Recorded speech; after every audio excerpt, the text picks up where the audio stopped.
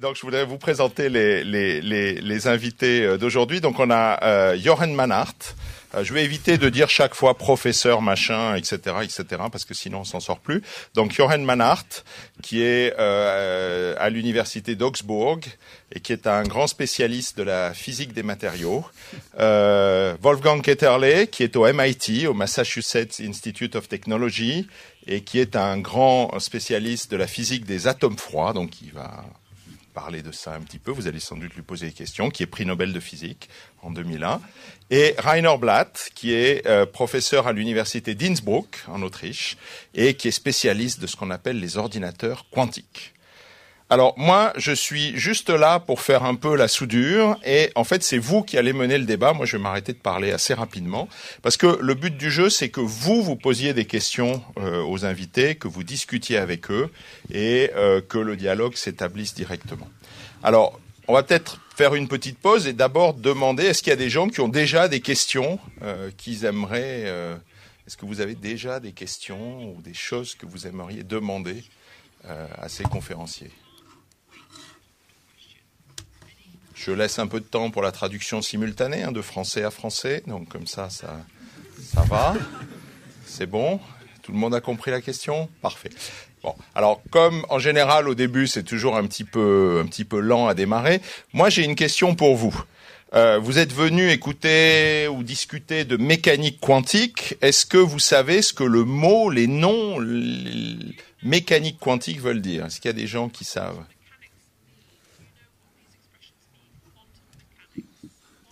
Oui. Alors, je sais pas, c'est pas à moi peut-être que vous allez poser la question, mais on va se tourner vers les invités et donc voilà, on va démarrer. Donc, est-ce que la mécanique quantique, c'est ce qui a à voir avec le tout petit ?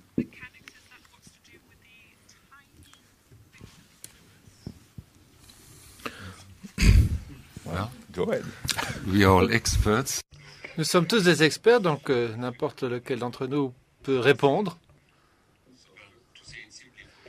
Pour dire les choses très simplement, en ce qui me concerne, la physique quantique, c'est une nouvelle compréhension de la nature qui a vu le jour il y a à peu près 100 ans, lorsque les gens ont compris que la notion d'organes, de corps, de particules qui se déplacent avec une vitesse et une position spécifique était incomplète, et que cela n'était qu'une approximation par rapport à la véritable nature des particules.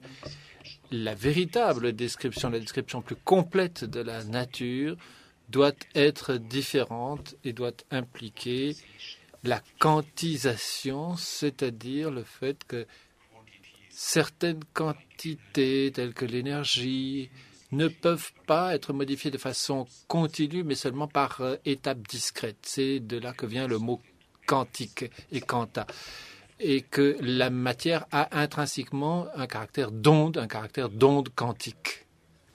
Je peux ajouter quelque chose si vous voulez. La mécanique quantique, comme le dit le mot, enfin l'expression est composée de deux mots, mécanique et quantique. Donc il faut d'abord se demander qu'est-ce que c'est qu'un quantum. Un quantum, c'est, comme Wolfgang vient de le dire, quelque chose qui ne peut pas être subdivisé en parties plus petites. Un quantum d'électricité, c'est ce que nous appelons l'électron. Un quantum d'air, dans cette salle, c'est la molécule d'air individuelle, oxygène ou azote. Une quantité qui ne peut pas être subdivisée d'énergie, c'est la plus petite quantité d'énergie qui peut exister. C'est ce que nous appelons aujourd'hui un photon, et ainsi de suite, et ainsi de suite. Et lorsque l'on a affaire à la physique quantique, on a affaire à l'aspect mécanique, au comportement mécanique de ces petites particules essentiellement. Et la manière dont ces particules interagissent les unes avec les autres, et comme elles fonctionnent dans le monde.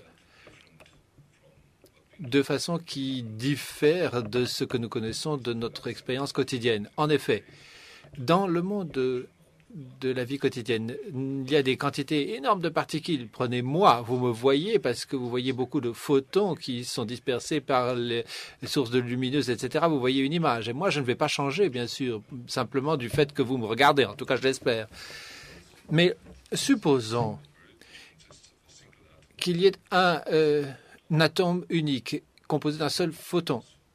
Ça, ce serait un monde assez pauvre avec une seule particule, un seul quantum d'énergie. Si ce photon unique était absorbé par l'atome, cet atome absorberait, phagocyterait le photon, obtiendrait davantage d'énergie, mais le photon aurait disparu. Le monde aurait changé.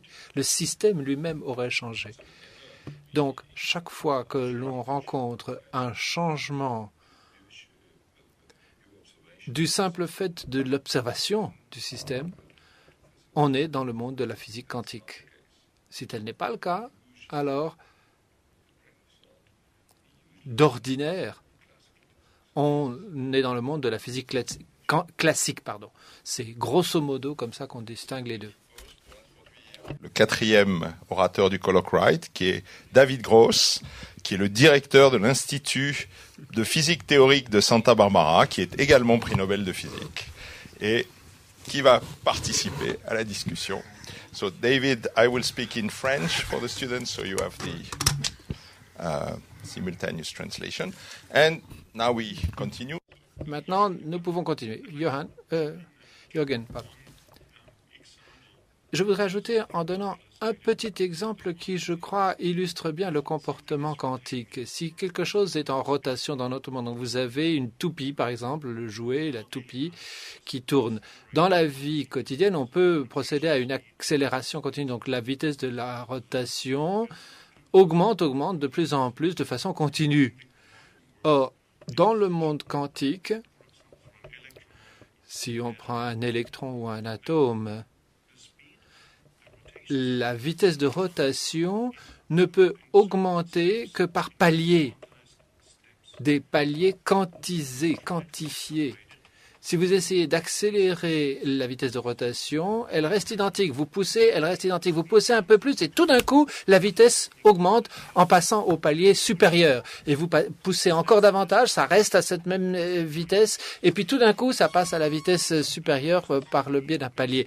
Il y a donc des étapes, des échelons. Et la hauteur de cet échelon, de chaque échelon, est indiquée ou révélée par le quantum. Dans le monde réel, dans le monde macroscopique, donc, si vous modifiez la vitesse d'une toupie ou bien de cette bouteille, elle augmente aussi par tout petits incréments, par tout petits paliers. Mais les paliers sont de la taille qui correspond à ce que l'on voit dans la rotation des atomes. Et du fait que c'est un grand objet, on ne le voit pas. Donc, l'impression est que la vitesse augmente de façon continue. Mais en réalité, elle augmente par palier extrêmement petit. Ce qu'il a dit. On va revenir là-dessus. J'ai juste une remarque, avant qu'on passe à votre question, j'ai juste une remarque pratique au niveau du son, du niveau de son ambiant. Si vous n'utilisez pas les casques de traduction, soyez sûr qu'ils sont coupés, parce que sinon on entend les traducteurs comme ça fait un bruit de fond, et du coup ça génère un peu des interférences. Alors ça, c'est un terme bizarre, on va revenir là-dessus aussi. Vous aviez une question, allez-y.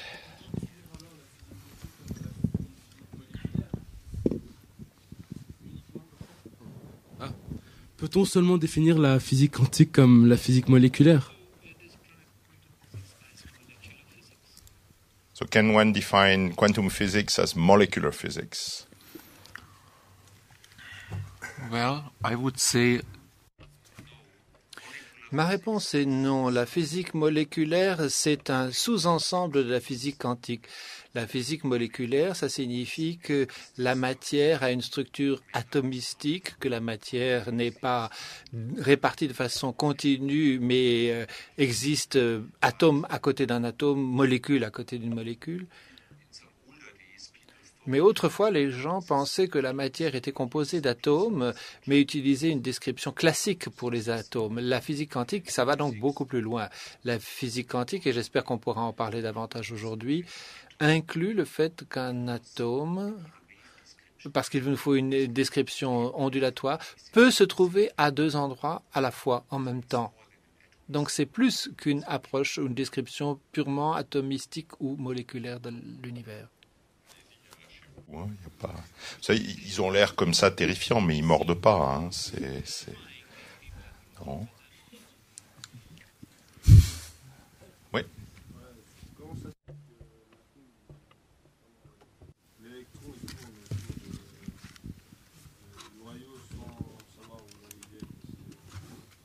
Alors, allez-y. Comment ça se fait que l'électron il tourne autour du noyau, mais sans savoir où il va un peu. C'est un peu indécis sa trajectoire. Comment ça se fait?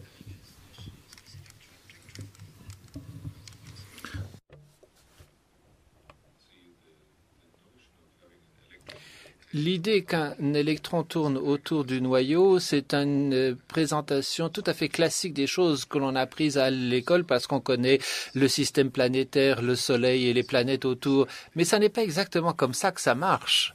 Ça n'est pas exactement ce que décrit la mécanique quantique. Ce que nous avons appris au début du XXe siècle, c'est qu'un électron se comporte comme une onde. Si vous poussez ce raisonnement jusqu'à l'extrême, vous constaterez que l'électron est situé autour du centre du noyau, mais il n'est pas en orbite, il est stationnaire. Il est là, c'est tout. Lorsqu'on essaye de déterminer où se trouve exactement l'électron, on le trouve avec une certaine probabilité, parfois ici, tantôt là.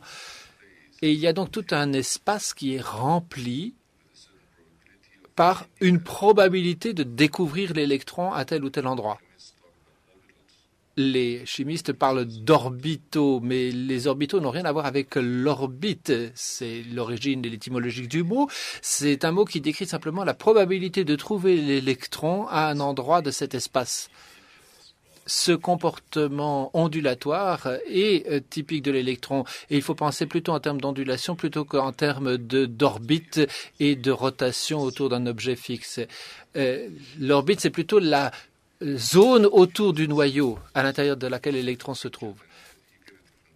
Dès que l'on se représente les choses de cette manière-là, on les sent différemment. Et il faut évidemment faire appel aux lois de la mécanique quantique, etc., pour expliquer que, en fait, cet électron est stable à cet endroit-là.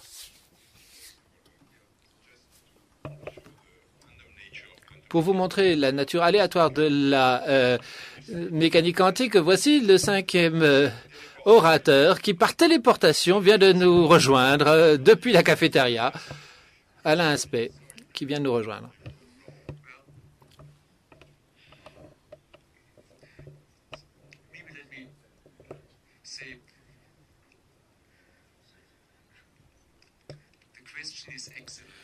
C'est une excellente question, en fait, et on peut y apporter des réponses à des niveaux différents.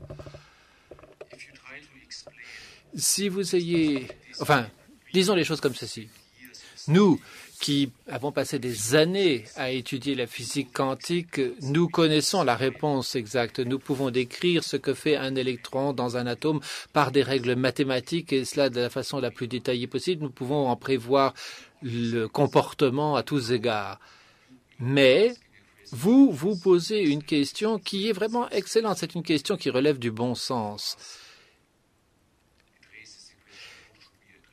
Ce qui nous met au pied du mur et nous oblige à y répondre. Une des manières simples d'y répondre, mes collègues ne seront peut-être pas d'accord avec moi, consiste à dire qu'il n'y a pas qu'un seul électron. Supposons qu'il y ait beaucoup d'électrons, comme de nombreuses abeilles qui circulent à un endroit. Si vous avez un grand nombre d'abeilles, elles circulent, elles peuvent former un nuage. Et tout ce que vous voyez, c'est le nuage d'abeilles. Mais ces abeilles peuvent être en rotation. Vous ne voyez pas leur trajectoire individuelle pour autant. Vous voyez simplement une espèce de structure, un nuage formé d'abeilles. Lorsque vous mettez la main au milieu des abeilles, vous savez qu'elles vont, vous allez en sentir l'élan et l'essor. Donc, dans ce sens, une répartition stationnaire qui est simplement un nuage délocalisé d'abeilles, pour reprendre une formulation quantique, c'est quelque chose que l'on peut imaginer dans notre vie quotidienne. la physique quantique nous dit qu'il peut y avoir plusieurs trajectoires possibles pour chaque abeille. Donc l'électron peut faire ce que ferait 1 million d'abeilles à la fois. C'est ça la physique quantique, la capacité d'un électron à être dans un état de superposition de un très grand nombre de trajectoires à la fois.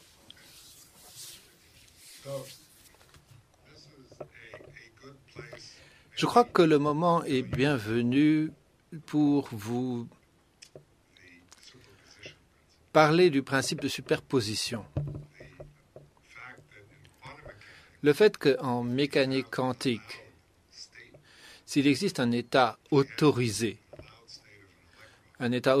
pour un électron, l'exemple le plus simple, c'est un électron qui tourne, que ce soit avec un axe vers le haut ou avec un autre électron qui tourne avec l'axe qui va vers le bas, ce qui est un autre état autorisé d'un électron, on peut ajouter ces états et obtenir ce qu'on appelle la superposition, qui est également un état quantique autorisé pour un électron.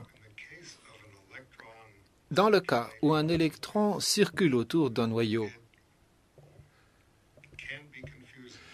les choses peuvent être source de confusion parce que nous avons plutôt tendance à décrire cela comme un mouvement quantique similaire à celui de la Terre tournant autour du Soleil.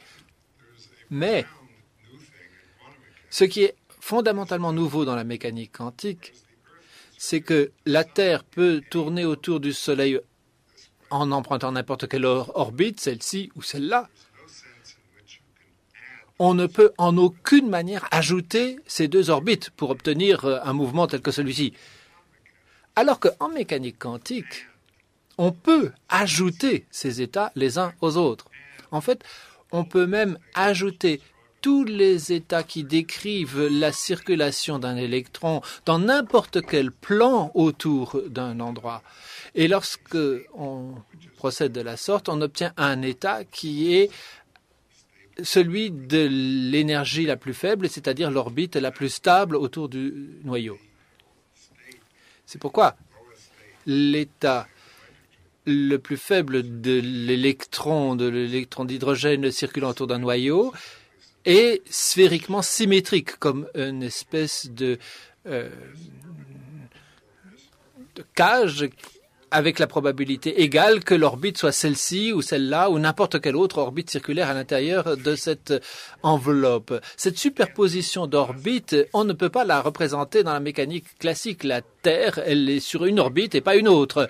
Le fait de choisir, à partir du moment où on a choisi un axe particulier. Alors qu'en mécanique quantique, l'état le plus réduit est symétrique et c'est la somme de toutes les orbites possibles. Il n'y a qu'un seul électron et il est décrit par la somme de toutes les orbites possibles qui ressemblent plus ou moins à un nuage. Vas-y, go ahead. Certains de nos collègues s'amusent beaucoup à faire des expériences qui vont dans cette direction-là. Ils travaillent avec des millions d'électrons formant une onde gigantesque. Et ils réalisent des petites boucles de conducteurs à l'intérieur desquelles les électrons forment un courant électrique que l'on peut mesurer en milliampères ou microampères, donc des courants relativement forts quand même, qui circulent à travers cette boucle. Par exemple, dans une direction correspondant à une direction de rotation d'une planète autour du Soleil, par exemple. Ce courant tourne comme cela, mais dans l'expérience, il est autorisé que le même électron, les mêmes électrons, le même courant émanant des électrons circulent en même temps dans la direction opposée.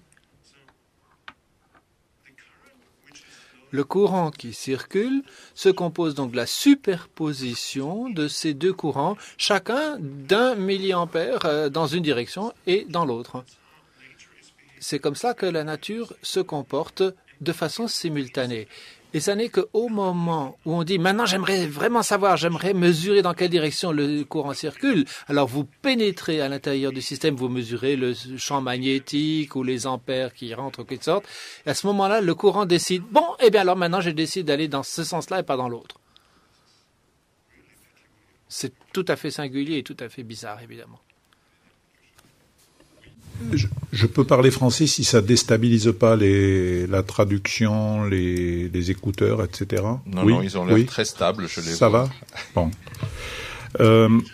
Oui, je crois qu'il faut absolument insister, comme David l'a fait, sans doute les collègues auparavant, sur le fait que la notion de probabilité quantique appliquée à un seul objet est vraiment extrêmement bizarre et radicalement différente de la notion de probabilité classique.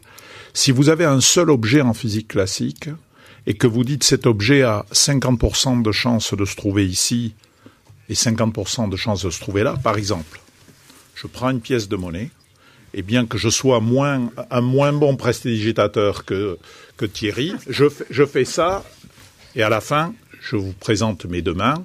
Il y a 50% de chances que ce soit à droite, 50% de chances que ce soit à gauche, et tant qu'on n'aura pas ouvert les mains, on restera toujours avec les 50%. Et au moment où je vais ouvrir la main, on va s'apercevoir que c'était ici, peut-être une autre fois, ce sera de l'autre côté.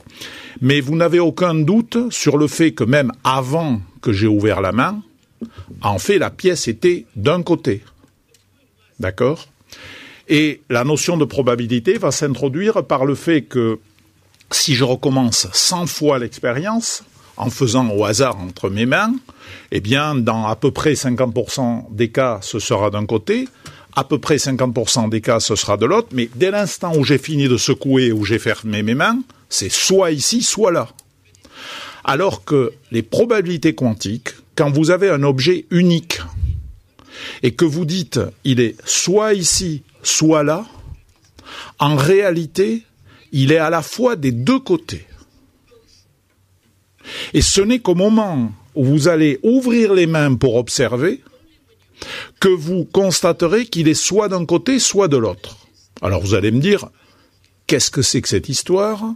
Comment vous savez qu'il était à la fois des deux côtés ? Puisque quand vous avez ouvert les mains, vous avez bien vu qu'il était d'un côté. Eh bien, la réponse est la suivante, c'est que si sans ouvrir les mains, je rejoins mes deux mains et que je fais une nouvelle opération, si c'était des photons ou des particules, on appellerait ça les recombiner sur une lame semi-réfléchissante. Si je fais une nouvelle opération, je vais m'apercevoir que le résultat que j'obtiens à la fin dépend bien du fait qu'il était des deux côtés à la fois. Alors, je vais vous raconter ça maintenant, non pas avec une pièce de monnaie, mais avec un photon ou avec un électron.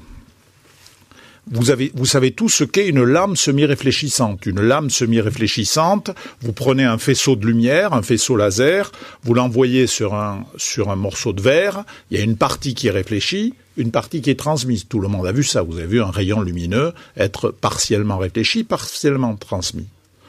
Vous prenez un électron unique ou un photon unique et vous faites la même expérience. Vous l'envoyez sur une lame semi-réfléchissante. Et vous dites, il a 50% de chance d'être réfléchi, 50% de chance d'être transmis. Vous mettez deux détecteurs et vous constatez que c'est détecté soit d'un côté, soit de l'autre, pas des deux côtés à la fois, comme les pièces dans mes mains. Mais si maintenant, au lieu de mettre des détecteurs, vous recombinez, vous avez envoyé votre photon, ça s'est séparé en deux, le ça étant je ne sais pas quoi. Vous recombinez le ça sur une deuxième lame semi-réfléchissante, et là, vous avez observé un phénomène d'interférence qui prouve que le photon est passé des deux côtés à la fois. Parce que si je change quelque chose d'un côté ou si je change quelque chose de l'autre, ça va modifier la figure d'interférence que j'ai à l'arrivée. Donc, ça prouve bien que lorsque j'étais dans cet état intermédiaire où le photon était soit d'un côté, soit de l'autre, en réalité, il était quand même des deux côtés à la fois, bien qu'il y en ait un seul. Donc, je vous dis ça pour vous faire comprendre que les probabilités quantiques sont d'une nature radicalement différente des probabilités classiques. C'est ce que disait David quand il disait que, au fond, l'électron, quand il est autour du noyau, il est à la fois dans une orbite comme ça, et dans une orbite comme ça, et dans une orbite comme ça. Le à la fois est à comprendre aussi de cette façon probabilité quantique.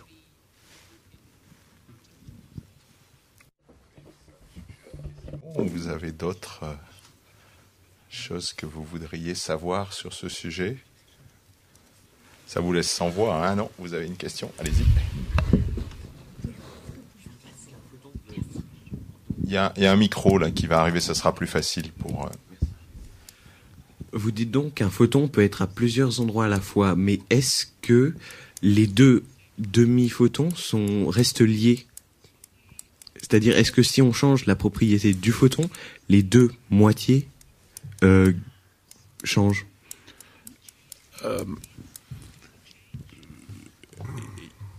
Ils ne restent pas liés au sens...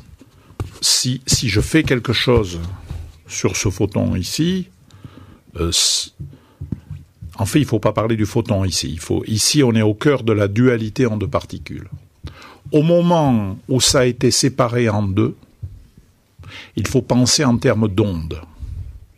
Vous avez entendu parler de la dualité en deux particules.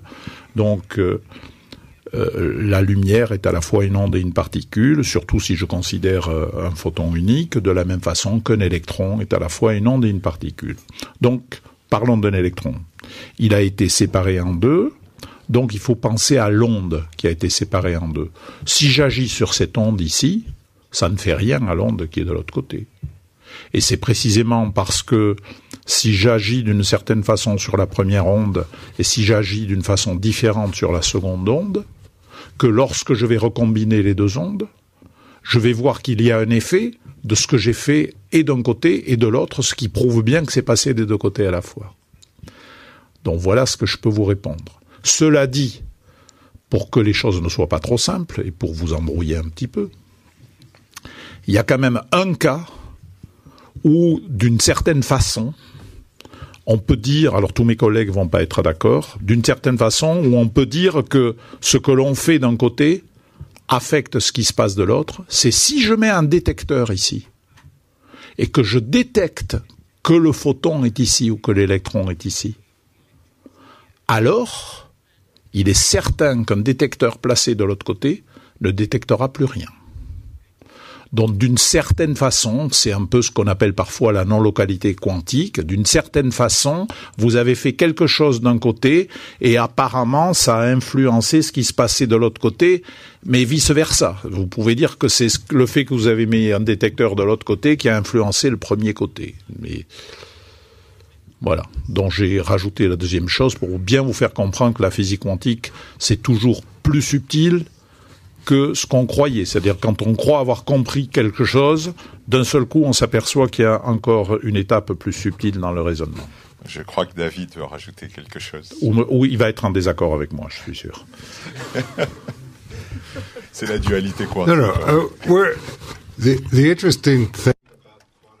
Non, mais ce qui est intéressant avec la mécanique quantique, c'est quand même qu'on est tous d'accord dans une certaine mesure. C'est-à-dire que si on réalise une expérience comme le font mes collègues, on sait comment la décrire et calculer, et faire des prévisions.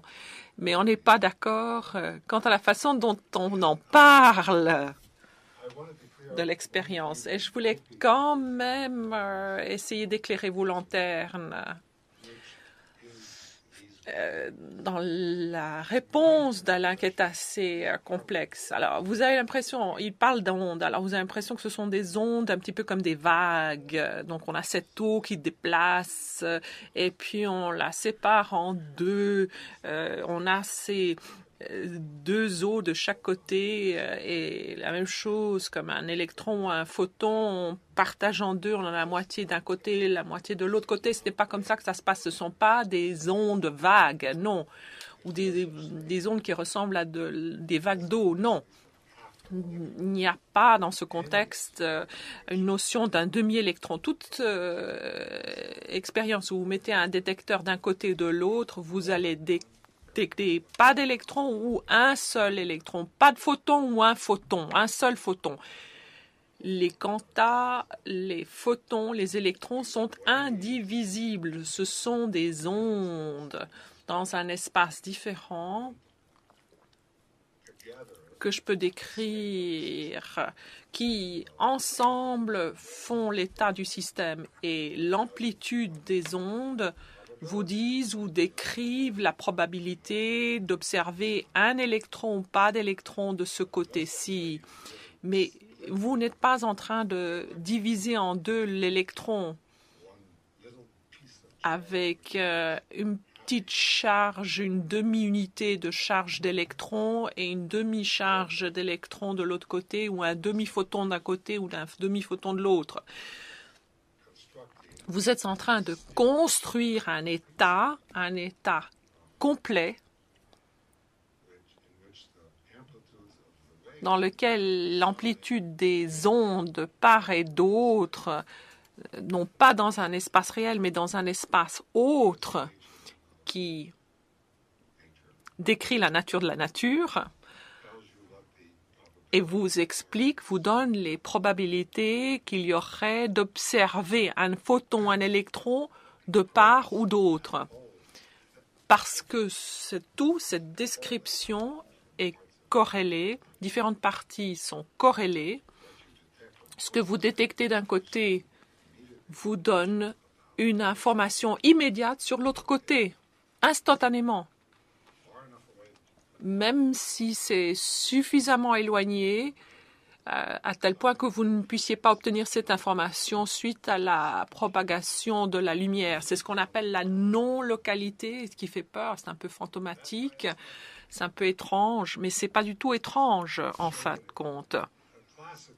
Je vous donne un exemple classique de ce côté fantomatique.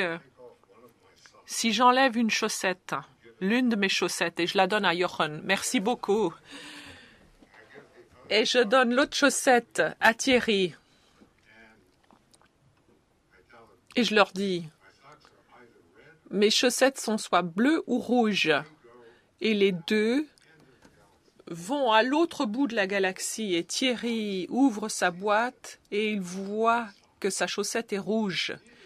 Et il sait tout de suite que la chaussette dans la boîte de Jochen est rouge. À l'autre bout de la galaxie, il n'y a aucun moyen de le lui dire. S'il avait pu le lui dire, eh bien, Jochen aurait pu parier sur cela avec Wolfgang. Je parie que ma chaussette est rouge. Et il aurait ainsi gagné son pari, mais ça ne peut pas se faire.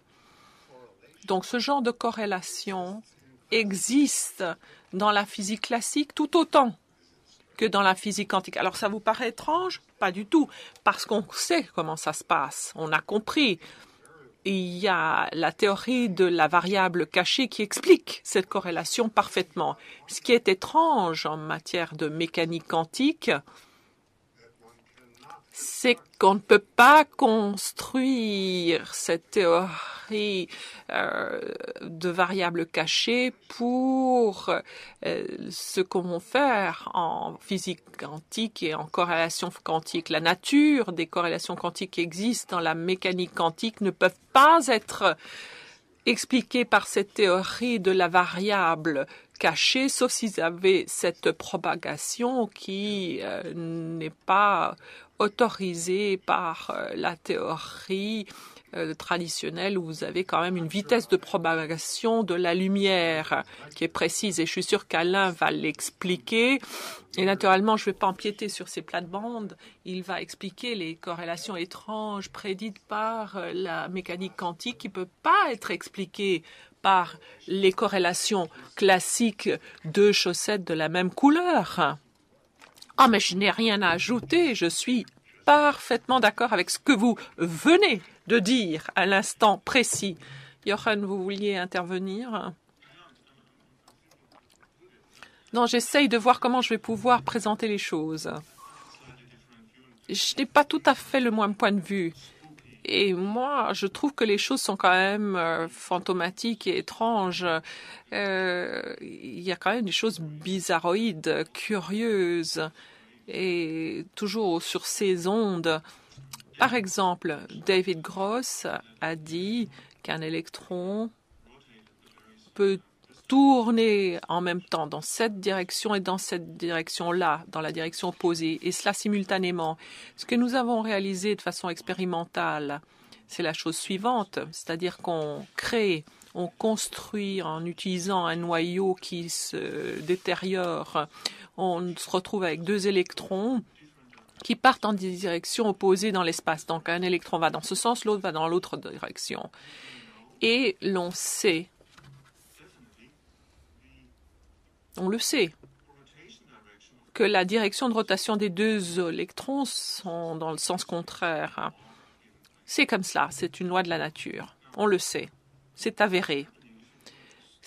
Que se passe-t-il si l'on fait une expérience standard? L'électron va vers la droite, peut tourner dans ce sens et dans ce sens-là. Et l'autre aussi, les deux tournent dans les deux sens. Donc, les deux sont dans des superpositions d'états.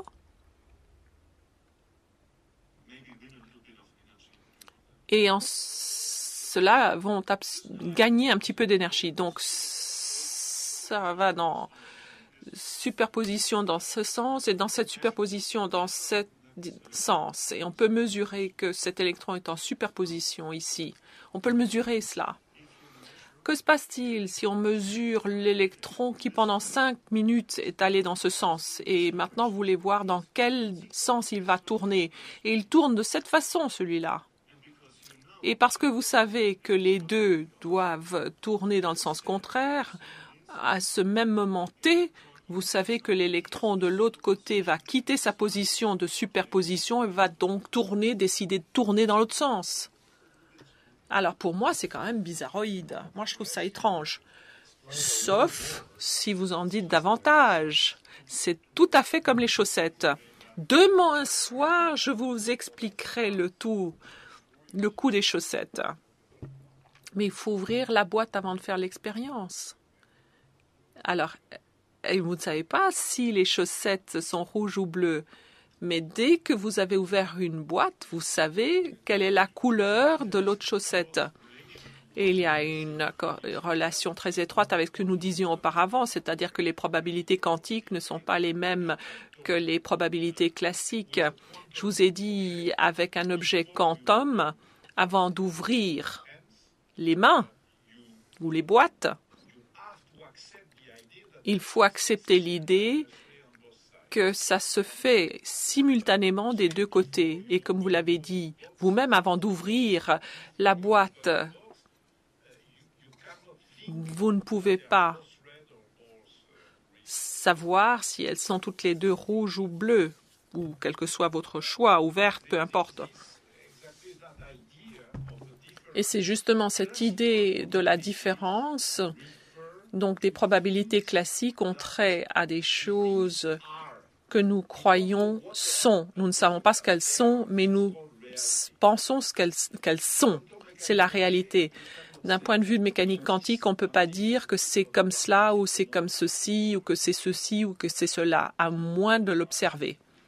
Oui, mais vous allez rentrer dans les détails au cours de votre exposé jeudi soir. Alors, c'est vous qui m'avez posé la question, alors je vous ai répondu. Et Wolfgang souhaitait intervenir. Allez-y, Wolfgang.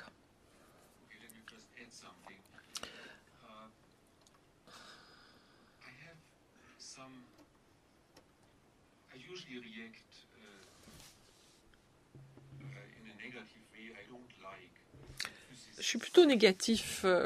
Moi, j'aime pas que les physiciens me disent que la mécanique quantique, c'est bizarre.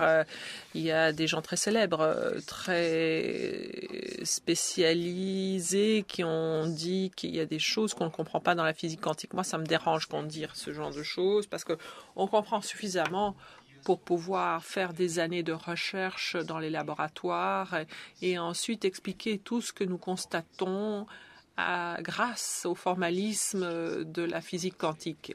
À la question de savoir c'est quoi la compréhension, moi, je fais des expériences, je veux étudier la matière, je veux trouver de nouvelles formes de matière et je veux les comprendre, ces nouvelles formes de matière. Et pour moi, comprendre, c'est...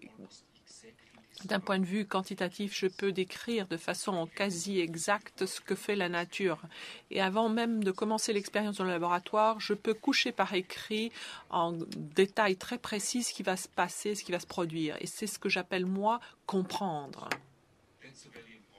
Donc, ça, c'est important de le dire.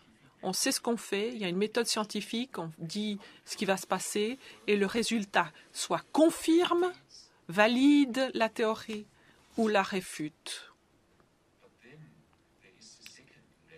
Mais ensuite, il y a la deuxième étape, à savoir quand on essaye d'expliquer la mécanique quantique en termes de tous les jours ou d'utiliser des modèles avec les chaussettes. Ou alors on parle d'ondes, ou on parle d'un électron qui, en quelque sorte, est divisé, donc il peut être en deux endroits, mais en fait, il n'est pas vraiment divisé. C'est cela qui sème la confusion dans les esprits. Et ce qui se passe, c'est que en scientifique, moi, je comprends tout à fait ce que signifie l'équation. Je comprends de façon mathématique, de façon précise, ce qui va se passer, ce qui se produit. Et moi, je peux décrire ce que font les électrons font avec des chaussettes rouges et bleues, c'est pas un problème. Ou à d'autres moments, je peux décrire la propagation ondulatoire des électrons qui ressemblent à des vagues d'eau. Les ondes électroniques et les vagues d'eau ont pratiquement la même description mathématique, mais dès que vous modifiez l'expérience, la vague d'eau ne capte plus tout ce que fait l'électron. À ce moment-là, on a besoin des chaussettes. C'est à ce moment-là qu'on a besoin des électrons qui est partagé en deux parties, et ce n'est pas vraiment partagé, il est en deux espaces à la fois. Et ça peut être extrêmement compliqué si vous prenez ces explications au sens propre, au sens littéral. Si vous voulez créer un modèle selon lequel la mécanique physique, la mécanique quantique, c'est simplement une histoire de chaussettes, ça pose problème. Et nous, on sait qu'on peut utiliser des analogies en tant que scientifique, mais on sait quelles sont les limites de l'analogie en tant que scientifique. Mais c'est à ce moment-là que le béotien ou le néophyte commence à ne plus comprendre et pense à ce moment-là que c'est mystérieux. Mais pour moi, il n'y a plus de mystère, c'est bien compris. Vous voyez, c'est un sujet qui n'est pas épuisé. Avant de continuer, parce que Alain et David voulaient rajouter quelque chose, mais moi je voudrais d'abord vous demander à vous, est-ce que vous avez d'autres questions ou est-ce qu'il y a des choses qu'ils ont dites que vous voudriez voir précisées ou est-ce qu'on les laisse continuer à discuter? Non? Ouais, alors Alain d'abord et puis ensuite David. Oui. Il y a vraiment une chose que je voudrais préciser à propos de ce que vient de dire Wolfgang. Vous êtes jeune, vous avez des perspectives qui s'ouvrent devant vous. C'est très important. Ce que je vais dire, c'est très important et je pense que Wolfgang va être d'accord avec moi. Quand Wolfgang dit « je comprends par les équations », je suis d'accord avec lui dans un certain sens. N'en tirez pas la conclusion que nous avons tout compris. Ceci est autre chose. Wolfgang passe son temps à explorer des phénomènes que nous n'avons pas encore découverts ou que nous n'avons pas encore compris. Ce qu'il veut dire par « je comprends », il dit « j'ai les outils qui vont me permettre de comprendre ». Mais la nature est beaucoup plus riche que ce que nous avons déjà exploré. Ne croyez pas que les physiciens ont fait le tour de tous les phénomènes qui existent. Au contraire, chaque fois que nous progressons dans notre compréhension de quelque chose, en général, comme nos idées sont de plus en plus claires, nous arrivons à formuler des questions que nous n'arrivions même pas à formuler auparavant. Donc ne vous trompez pas. Lorsque Wolfgang dit « je comprends », avec les équations, et que tous autour de cette table, nous sommes d'accord avec cette affirmation, ça ne veut pas dire que la physique est terminée et qu'on a tout compris. Ça veut dire qu'on est d'accord sur les outils et les méthodes que nous utilisons pour comprendre, mais plus nous avançons, plus nous découvrons que le monde est subtil. Alors il y a un deuxième point sur lequel je veux insister, c'est que si quand même on insiste pour avoir des images, comme dit Wolfgang, et que on constate que parfois on pense à des ondes, parfois on pense à des particules, et on se rend bien compte que ces images sont mutuellement incohérentes. Alors du coup, on revient aux équations, et là avec des équations tout va bien. Mais quand même, ma pratique, mon expérience, c'est que quand les images deviennent incohérentes, c'est là que ça devient intéressant, c'est là qu'on a les phénomènes quantiques purs. Tant que vous pouvez vous faire une représentation claire et logique des phénomènes, il est probable qu'on n'est pas encore au cœur de la physique quantique. On sera au cœur de la physique quantique quand précisément on va avoir des équations dont la réponse est claire, mais en revanche les images sont bizarres et on est gêné avec les images. Ça, c'est une bonne indication que sûrement on est en train de s'intéresser à un phénomène intéressant. You wanted to add something.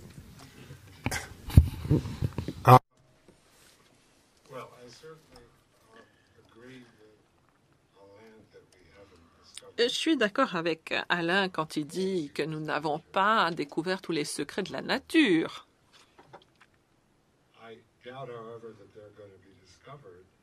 Mais j'imagine que ça va se faire, que vous allez faire des découvertes à très basse température et que les découvertes sont à portée de main.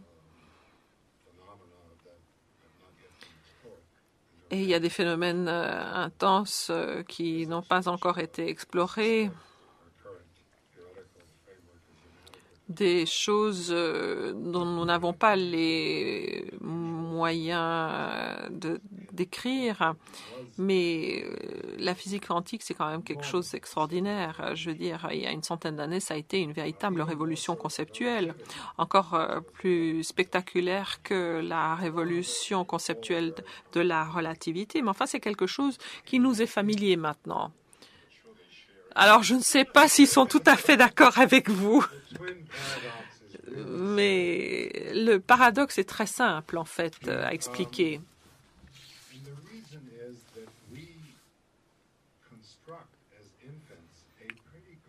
Quand nous sommes en l'enfance, nous pouvons nous construire une image du monde à tel point qu'on arrive à aller vers une table et ramasser un jouet. C'est quand même un effort extraordinaire. Et puis ensuite, vous allez à l'école et puis on vous enseigne la mécanique classique et on vous apprend ce que c'est que l'électricité, la thermodynamique, le magnétisme. On vous apprend comment construire quantitativement un monde classique qui est tout à fait conforme à votre expérience au quotidien. Donc, vous vous habituez à vivre dans un espace classique newtonien. F égale MA, ça marche, tout est bon. Mais c'est faux. Et puis ensuite, on vous ouvre la porte de la mécanique quantique et on vous apprend que tout ce que vous avez appris par le passé, c'était faux. Donc, la mécanique quantique, c'est pas des petits effets bizarroïdes que vous rajoutez aux effets du monde classique et que vous essayez de les décrire en utilisant les mêmes termes qu'on utilise pour décrire la physique classique.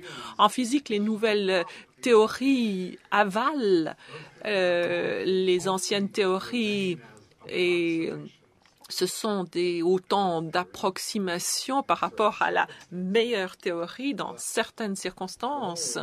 Et l'objectif ce n'est pas justement d'expliquer les effets quanta en utilisant des images de théorie classique. C'est ce que nous utilisons justement pour faire comprendre aux néophytes ou qui ne savent pas travailler dans le monde de la mécanique quantique. Le but scientifique, c'est d'expliquer le monde classique en termes de mécanique quantique, qui est la vraie théorie. Et même les physiciens ont de la peine, quantiques ont de la même à faire ce genre de choses parce qu'on n'a pas encore tout découvert.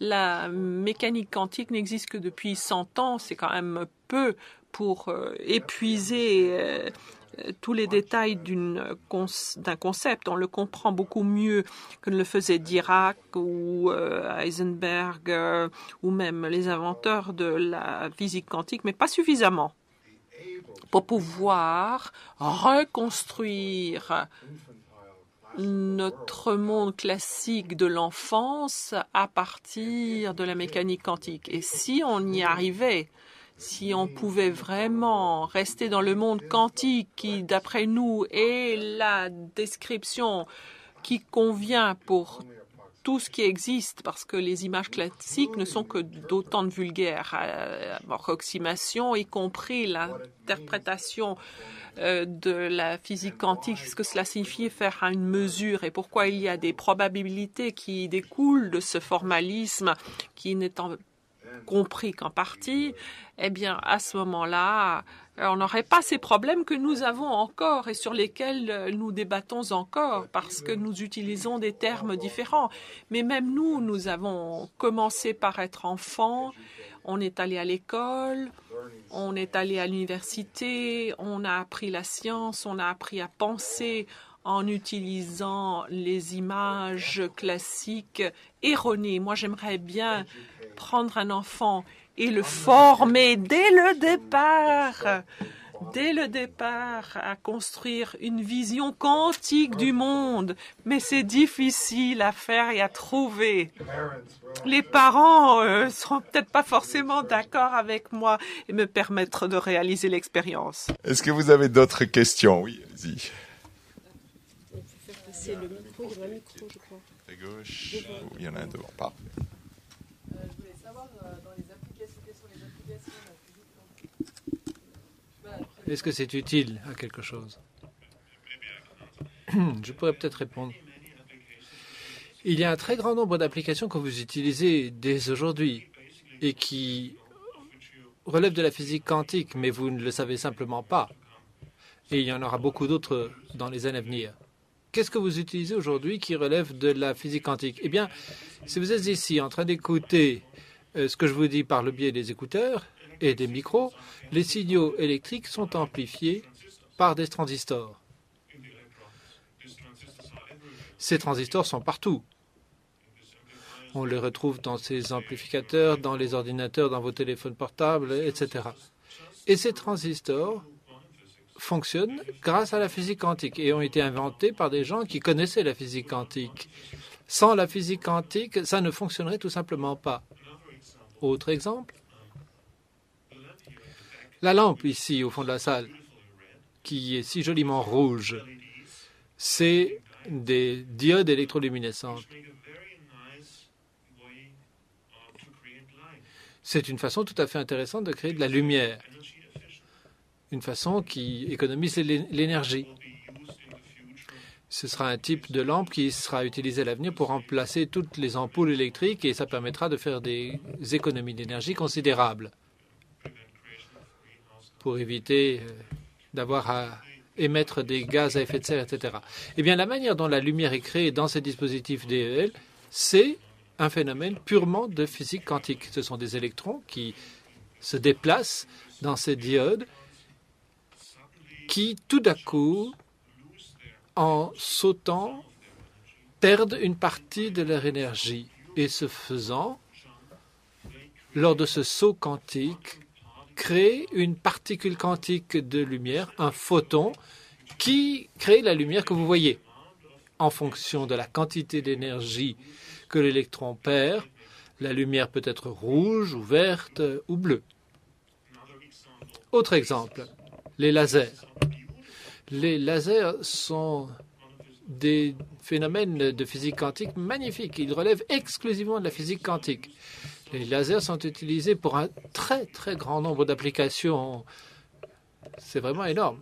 J'ai ici de la physique quantique dans ma poche. Effectivement, c'est tout à fait ça. Il y a aussi beaucoup d'appareils médicaux. Par exemple, les instruments d'imagerie par résonance magnétique qui permettent de voir l'intérieur de l'organisme. C'est de la physique quantique. Sans physique quantique, ces appareils ne fonctionneraient pas. En fait, j'essaie d'imaginer des dispositifs ou des parties de notre économie aujourd'hui qui ne reposent pas sur la physique quantique ou qui n'utilisent pas au moins de façon indirecte la physique quantique. Ça devient difficile d'imaginer quoi que ce soit. Je n'ai pas trouvé les chiffres sur le web, mais plus de 90% de l'économie mondiale. Permettez-moi de finir ma phrase d'abord, avant de me corriger. 90% de l'économie mondiale soit repose directement sur la physique quantique, 32%, soit indirectement. Sans physique quantique, il n'y aurait vraiment pas d'économie aujourd'hui.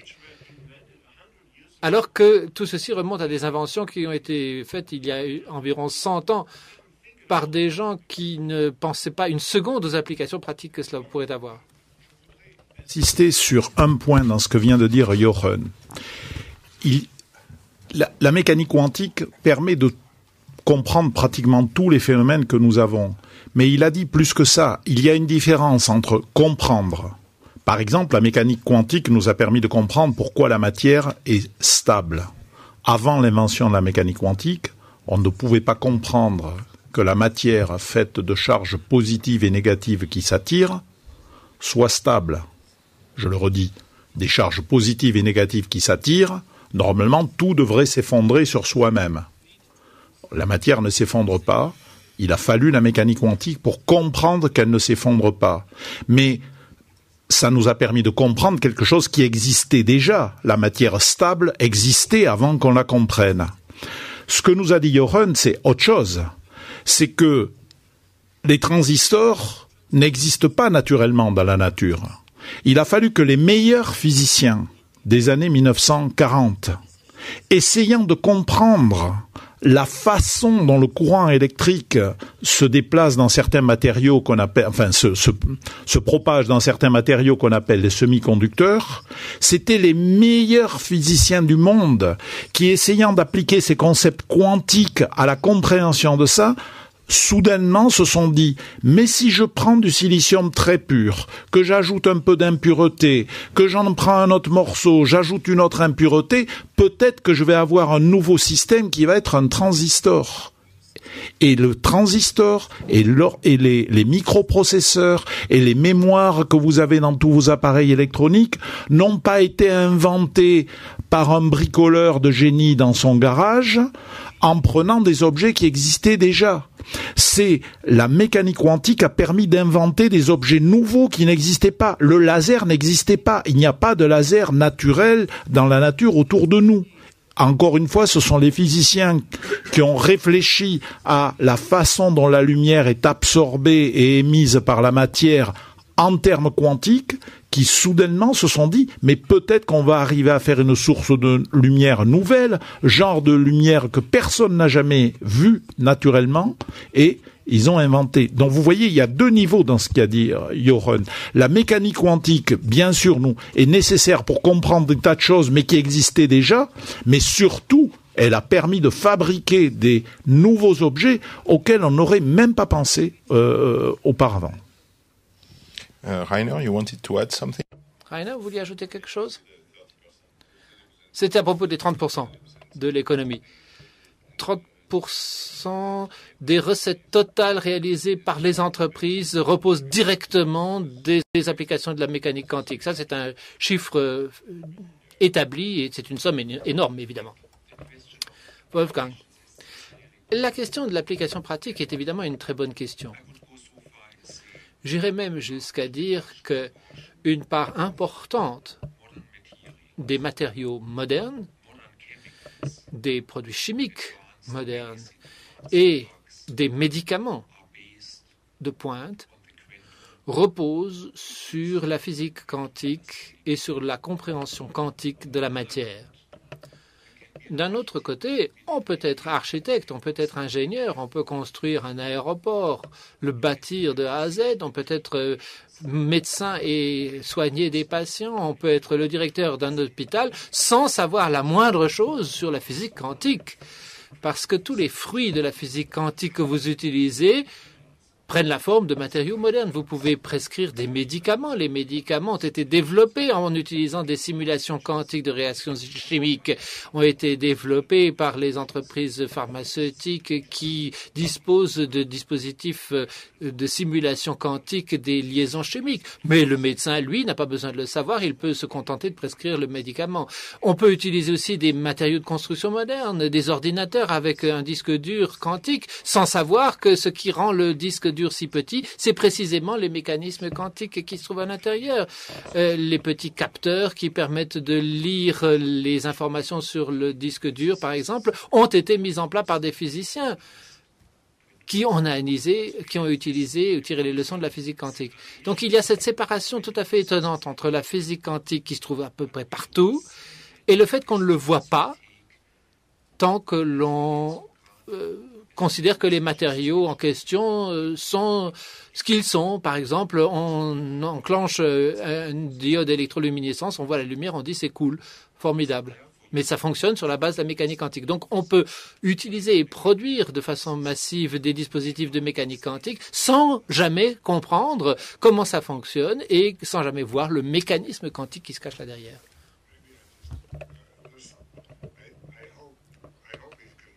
J'espère que nous vous avons convaincu maintenant que la mécanique quantique est quelque chose d'important.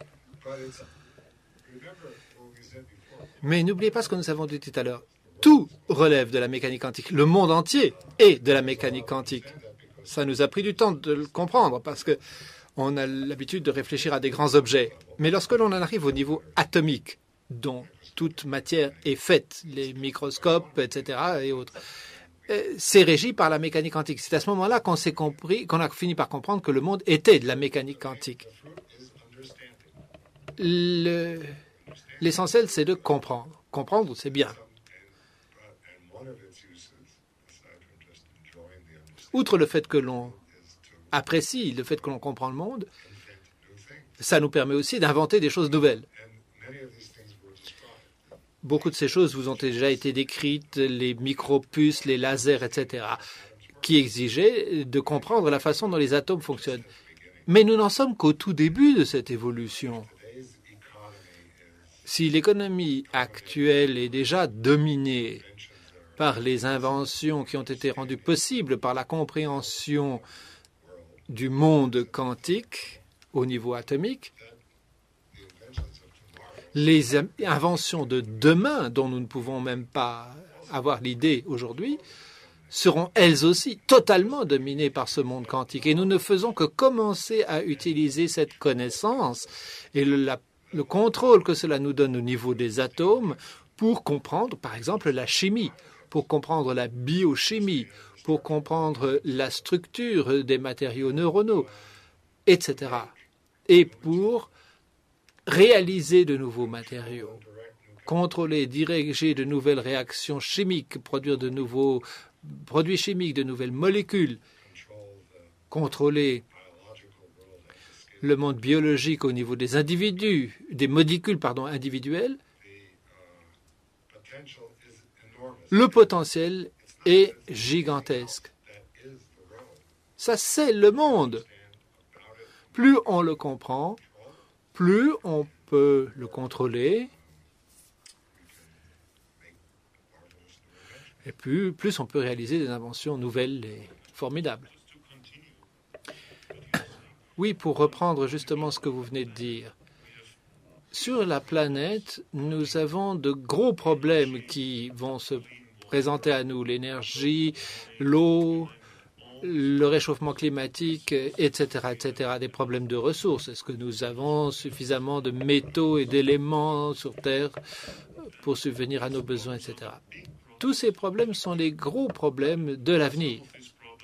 Certains de ces problèmes pourront être résolus par des voies politiques Mais il y aura aussi, bien entendu, une partie importante de la solution des problèmes qui pourra être apportée par la science et par la technologie. Je vous fiche mon billet que la plupart des solutions que la science pourra apporter à tous ces problèmes reposeront sur la physique quantique et sur notre compréhension de la physique quantique. Vous avez une question?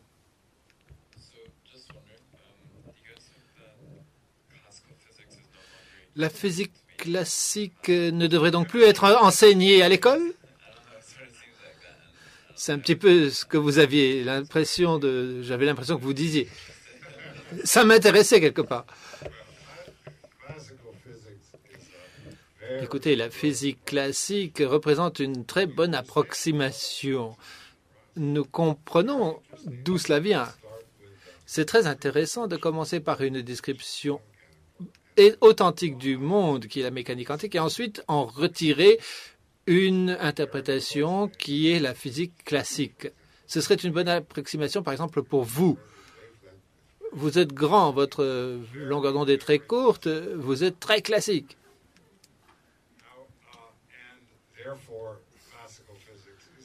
La physique classique est donc extrêmement utile en tant que bonne approximation de la physique quantique. De la même que la physique non relativiste nous permet bien de nous rapprocher de la physique relativiste à des faibles énergies, même si le monde est relativiste. Ces approximations sont très importantes. Par exemple, nous décrivons les fluides comme étant des objets continus où la masse, la vitesse et la pression sont continues. Mais en réalité, ces fluides sont constitués d'atomes. Utiliser la description atomique de l'eau n'est pas indispensable pour savoir comment l'eau circule dans une canalisation. Donc ces approximations sont extrêmement valables et utiles. Même si je suis toujours en faveur d'une expérience dans laquelle on pourrait faire grandir un enfant en lui expliquant dès le début la physique quantique. Je ne sais pas comment je le ferai parce que notre expérience quotidienne, c'est celle du monde macroscopique et l'image naturelle que nous élaborons depuis le moment où nous sommes un enfant jusqu'au moment où nous comprenons les lois de Newton, ça relève de la physique macroscopique. Et ce serait très difficile de former un esprit humain à ne voir le monde qu'à travers la mécanique quantique. En fait, mon expérience dont je viens de parler, qui n'a jamais été réalisée, ne fonctionnerait pas probablement. J'ai des amis qui sont des grands mathématiciens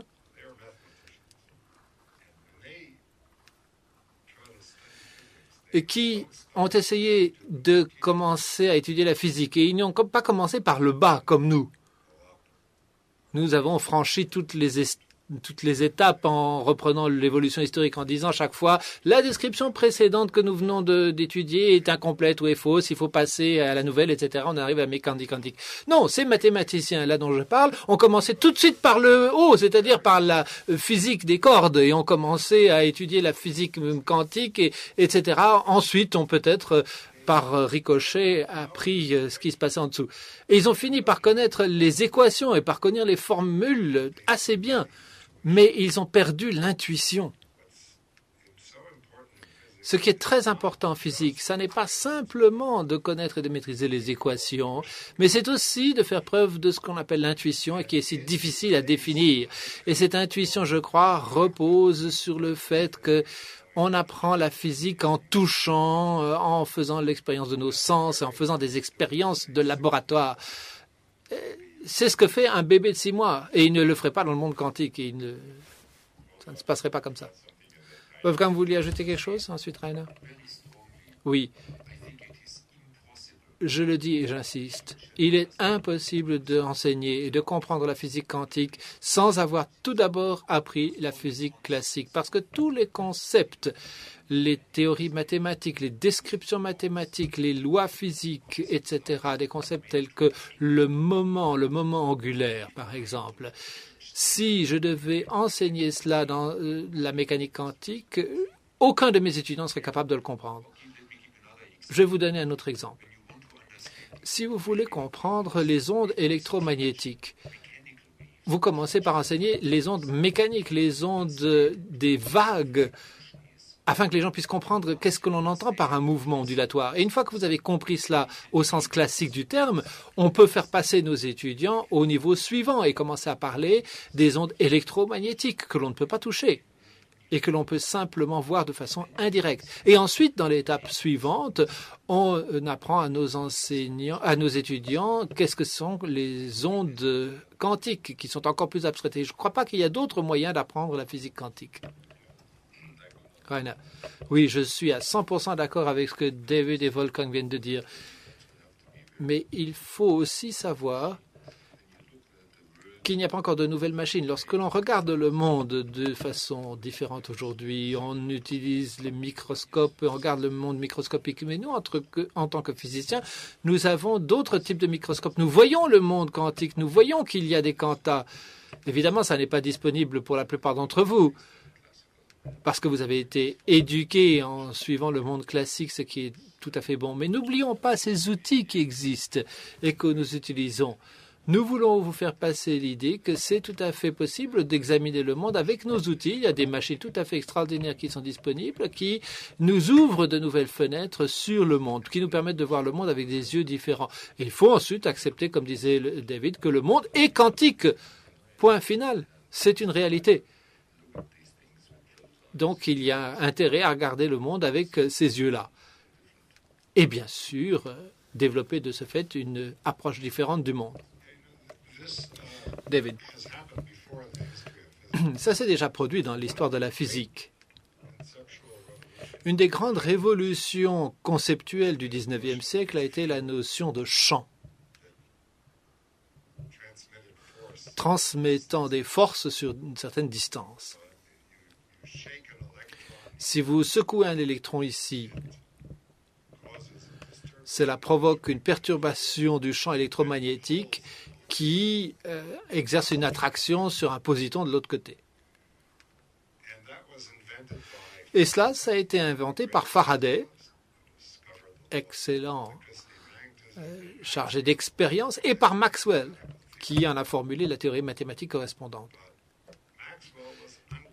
Mais Maxwell, comme tous les autres physiciens du XIXe siècle, n'a pas été très à l'aise avec cette idée de champ magnétique et électromagnétique existant quelque part dans l'espace. Et il a essayé pendant des années de construire un modèle mécanique de la notion de champ, en disant que c'était des vibrations dans ce que l'on appelait à l'époque l'éther. Les physiciens anglais en particulier ont essayé de faire des expériences mécaniques avec des leviers, etc., pour procéder à une description mécanique de cette notion de champ. Si vous aviez demandé à des physiciens mathématiciens de l'époque qui étaient convaincus de l'existence des champs, comment est-ce que l'on pourrait éduquer les gens à réfléchir en termes de champs, ils vous auraient sans doute répondu, c'est impossible. Et je crois que nous nous retrouvons aujourd'hui dans la même situation. Je suis fermement convaincu que notre compréhension de la mécanique quantique n'en est qu'à ses premiers balbutiements. Si vous suivez un cours de mécanique quantique, ce cours sera sans doute bien meilleur que ceux que nous avons suivis à notre époque. Et nos étudiants, les étudiants de nos étudiants vont comprendre la mécanique quantique bien mieux que nous le faisons nous-mêmes. Et peut-être d'ici 100 ans, 200 ans, les gens vont-ils commencer à bien comprendre la mécanique quantique en utilisant par exemple des outils nouveaux qui permettent mieux la visualisation de ce qui se passe. Alain. Les exemples donnés par David, Maxwell, Faraday, etc., ayant un modèle mécanique, pardon. Comme ça, il faut donner du travail aux traducteurs. pour qu'ils gagnent leur vie. You didn't notice, but they stopped translating in protest. No, I'm joking. Oui, ce modèle mécanique que Faraday et Maxwell essayaient de développer au XIXe siècle, quand ils commençaient à connaître les équations, dans un certain sens, ça nous ramène à la discussion que nous avions il y a une demi-heure ou une heure, à propos du fait que nous sommes d'accord sur les équations de la physique quantique, mais quand on va commencer à avoir des images, on va être en désaccord. Moi, par exemple, j'ai tendance à bien aimer la non-localité en connaissant toutes les limites de la notion de... Mais j'ai tendance à bien l'aimer. Mais moi, je revendique le droit, pour les physiciens qui ont besoin d'images, d'avoir des images bricolées, des images aussi bizarres que celles de Maxwell et les autres avec des leviers, etc. Parce qu'on a dit quelque chose de très important il y a un moment. Nous avons besoin d'avoir de l'intuition. Nous ne sommes pas simplement des machines à faire des calculs. Nous avons besoin d'imagination et d'intuition pour envisager de nouveaux phénomènes et aller les étudier. Et c'est une affaire personnelle pour chacun d'entre nous de savoir ce qui nous permet de guider notre intuition. Et il est clair que pour Maxwell, c'était sûrement bien d'imaginer ces modèles mécaniques, ça l'a aidé à progresser. Et moi, je revendique, pour moi, le fait que la non-localité m'aide, en optique quantique, à inventer des nouvelles situations expérimentales, mais je ne demande pas du tout à mes collègues d'adopter mon point de vue. Chacun bricole son image, parce que, comme l'a dit David, nous n'avons pas été élevés dans un monde quantique, et les seules images dont nous disposons sont des images classiques, et dont notre intuition, on est obligé de la bâtir avec des images classiques, qui donc sont un peu bizarres, un peu étranges. Et je crois que c'est ça qui fait tout l'intérêt. C'est ce qui fait ce que je vous ai dit tout à l'heure. On est loin d'avoir achevé. La physique n'est pas une science achevée. Est-ce qu'il y a de nouvelles questions? David a quelque chose. Pardon. Tous ces modèles et l'éther, par exemple, ont plongé Maxwell dans de gros problèmes. Il a fallu 40 ans pour comprendre véritablement le contenu de la théorie de l'électromagnétisme de Maxwell. C'est Einstein qui a dit « Il n'y a pas d'éther, on n'a pas besoin de l'éther ». C'est lui qui a compris la beauté et la symétrie sous-jacente de la théorie de Maxwell. Nous sommes tous des esclaves de l'histoire et de notre propre histoire personnelle, mais aussi de notre histoire culturelle. Aucun d'entre nous ne connaît l'avenir, mais je soupçonne, vu le passé et les problèmes que nous continuons à rencontrer lorsque nous devons réfléchir à la signification et à l'interprétation de la mécanique quantique, je continue à soupçonner que nous sommes encore plus proches de Maxwell que d'Einstein. Aurions-nous eu Einstein s'il n'y avait pas d'abord eu Maxwell? C'est ça la question.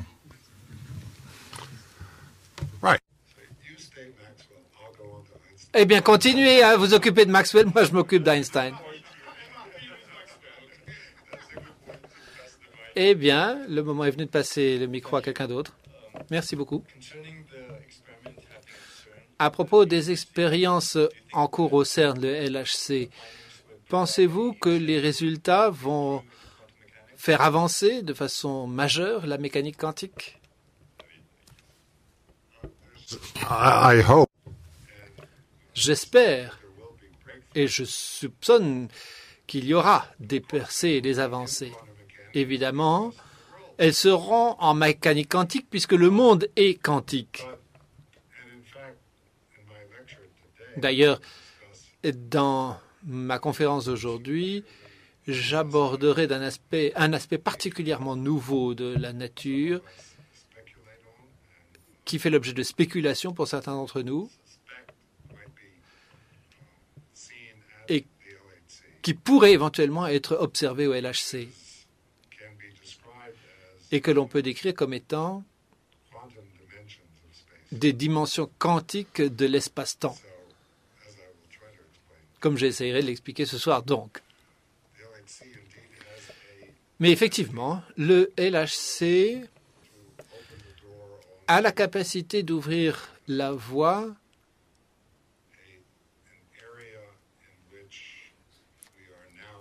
vers un domaine où nous commençons à concentrer nos études. Nous sommes d'ailleurs forcés de le faire.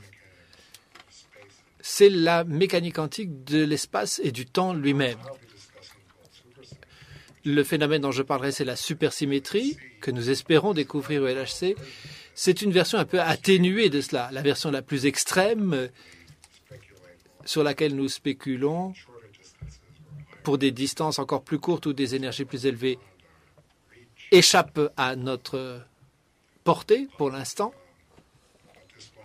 Mais en tout cas, cet aspect-là de dimension nouvelle de l'espace, de nouvelle symétrie de ce nouvel espace,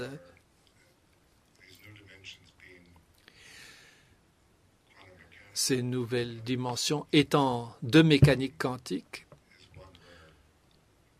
constituent un des objectifs premiers du LHC, dont le but est de savoir précisément si cette possibilité existe ou pas.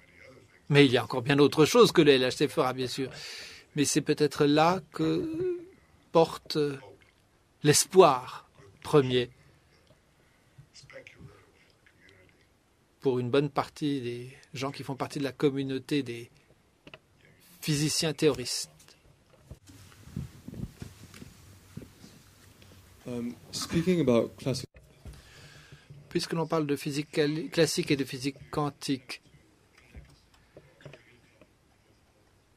quelle est votre approche de la connexion, de l'unification entre ces théories?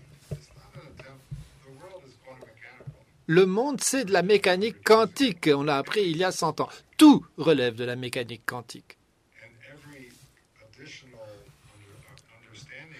Et toute compréhension supplémentaire d'une monde macroscopique, nucléaire, subnucléaire, etc., dont certaines compréhensions tout à fait étonnantes du monde subatomique et de certaines forces subatomiques reposent sur la mécanique quantique. La mécanique quantique n'a échoué nulle part. Depuis le début de la mécanique quantique, sa validité n'a jamais été remise en question en tant que système conceptuel. Il est extrêmement difficile d'ailleurs d'imaginer qu'elle puisse changer.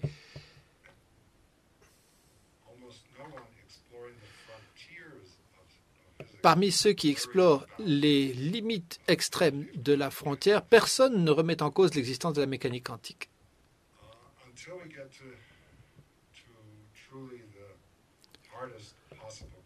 Jusqu'à ce que l'on arrive aux questions les plus difficiles qui soient, par exemple le Big Bang, la nature de l'espace et du temps à des distances incroyablement réduites.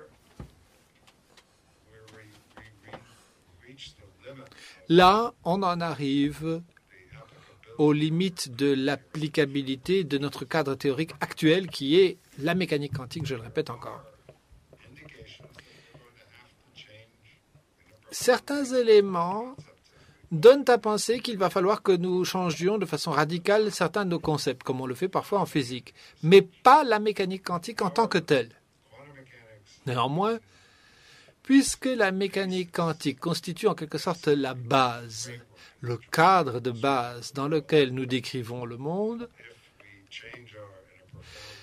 si nous modifions de façon radicale nos notions d'espace et de temps, ce qui pourrait bien arriver, cela aura une incidence sur notre interprétation de mécanique quantique du monde. La mécanique quantique et la description dynamique du monde sont étroitement liées. La théorie des cordes, telle qu'elle est comprise, et elle en est elle aussi à ses premiers balbutiements, est une théorie de mécanique quantique.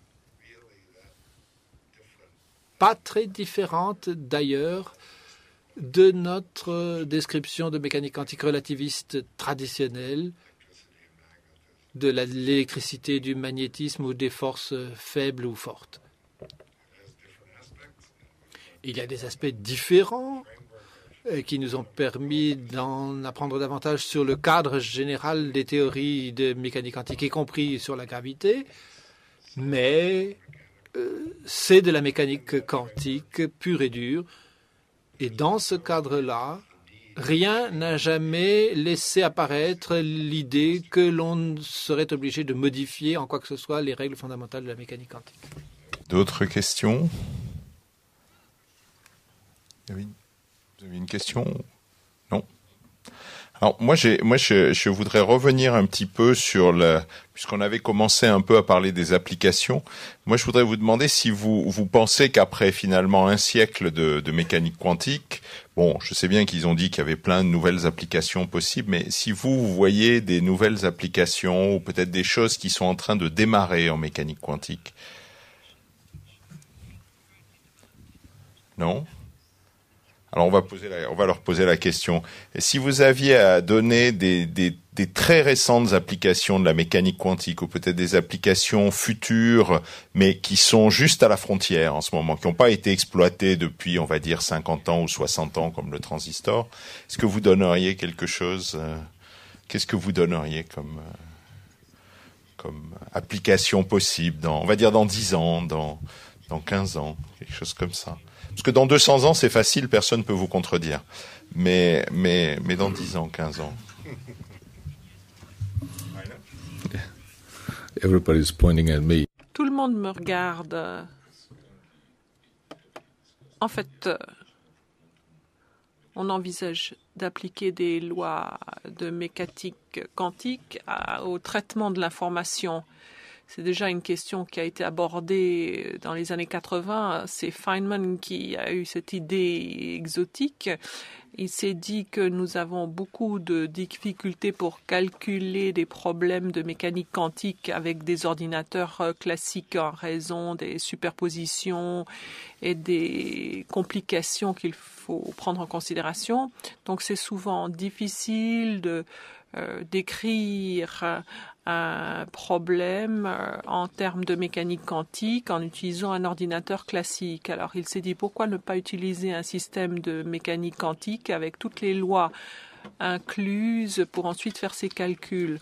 Donc on peut le faire de façon analogique et penser à le faire également de façon numérique, comme nous utilisons nos ordinateurs aujourd'hui. À l'époque, c'était quand même quelque chose d'exotique jusqu'à les années 90. Et à ce moment-là, on a commencé à se demander si c'était plus utile que simplement accélérer quelques calculs plutôt compliqués. Et donc, on a commencé à en parler de plus en plus. Et Peter Shaw a eu l'idée de factoriser des grands nombres. Pourquoi est-ce que c'est important? C'est important parce qu'à l'heure actuelle, toute la cryptographie, tous les problèmes de cryptographie reposent sur l'impossibilité qui existe de factoriser un très grand nombre en très peu de temps. Donc, on a commencé à faire des calculs quantiques en 1995 dans le traitement de l'information. Et plus ou moins à la même époque, ou un petit peu juste avant, en se fondant sur ce qui a été fait par Alain et Nicolas Gézin à Genève, les applications de mécanique quantique en optique nous ont permis de faire de la cryptographie quantique. Et il y a eu donc beaucoup de progrès réalisés dans ce domaine pendant 20 ans. Et on peut utiliser des machines qui font de la cryptographie optique. Alors ça, c'est déjà appliqué, c'est plus vraiment à la limite. Mais ensuite, dans le traitement de l'information, on a commencé à en faire en 1995. Et les gens ont commencé à réfléchir à la façon dont on pouvait appliquer ce genre de choses. Ensuite, on a eu un autre algorithme, comment optimiser ces calculs. Donc, si vous utilisez une base de données pour chercher quelque chose, pour regarder un nom dans l'annuaire téléphonique, et vous connaissez le nom, vous trouvez le numéro de téléphone. Mais si vous avez un numéro de téléphone et vous voulez faire le contraire, trouver le nom, si vous n'avez pas de nombre de noms, à ce moment-là, dans le pire des cas, vous allez chercher de A à Z et en général, vous devez chercher la moitié des chiffres. Glover de Lucent a eu l'idée, si on utilise les superpositions qui existent dans la mécanique quantique, à ce moment-là, vous n'avez besoin que de chercher la racine carrée du nombre d'entrées. Donc, si vous avez 1 million d'entrées, vous ne devez chercher que 1000 fois. Je vous l'ai fait simple. C'est plus compliqué que ça. Mais en utilisant les lois de la mécanique quantique, on peut accélérer des calculs et c'est à ce moment-là qu'on a commencé à en parler sérieusement. À l'heure actuelle, on essaye de voir comment on peut évoluer à la hausse et créer des ordinateurs qui font ce genre de choses, ont des applications. Donc ça, ce sera peut-être le cas dans 30, 40, 50 ans. Donc, pour faire passer de l'information quantique, par exemple la cryptographie quantique, quand vous souhaitez simplement communiquer d'une banque à une autre banque, un code, parce que vous ne souhaitez pas que tout le monde puisse voir quel est le montant du transfert, à ce moment-là, vous pouvez utiliser la cryptographie quantique, les lignes de la cryptographie quantique, et vous allez devoir le répéter sur les fibres optiques, et cette information quantique pourrait être transmise sur 50 km multiplié donc 100 km, puis ensuite on a besoin d'amplifier le tout. Mais comme vous l'avez peut-être entendu dire, ce sont des superpositions. Si vous amplifiez, ça signifie que vous devez le copier. Pour copier, vous devez mesurer, ensuite retransmettre. Mais ce n'est pas possible parce que dans l'information quantique, une fois que vous avez copié, vous avez mesuré, et en mesurant, vous détruisez l'information. Donc, il faut trouver un protocole qui vous permette de transmettre cette information en d'autres termes. C'est ce qu'on appelle le protocole de téléportation dont on a entendu parler, qui est utilisé dans différents groupes de recherche. Et ces transpondeurs, ce sont des transpondeurs quantiques et c'est la technologie de l'avenir qui va être développée assez rapidement. Ça, c'est le résultat de la recherche actuelle. Et si vous utilisez les lois de la physique quantique ou de la mécanique quantique, ces corrélations dont on parlait auparavant, vous pouvez faire des mesures de métrologie quantique, vous pouvez mesurer le temps, la longueur plus précisément. Tout cela est plus précis. Vous pouvez réaliser des mesures beaucoup plus sensibles, des forces, etc. Il y a toutes sortes d'applications au-delà des accélérations de calcul parce que les lois de mécanique quantique vous permettent d'accélérer le tout et de mesurer les choses plus précisément. Et il y a encore beaucoup d'autres applications à l'horizon. Autre exemple, à l'heure actuelle et dans les 10 années à venir, nous allons faire pas mal de progrès dans la construction de machines qui nous permettront de construire des matériaux en manipulant des atomes individuels. Disons, on prend les atomes qu'on souhaiterait avoir et on les met ensemble comme des Legos et on construit quelque chose à partir de 1000 ou de 100 000 atomes ou encore davantage.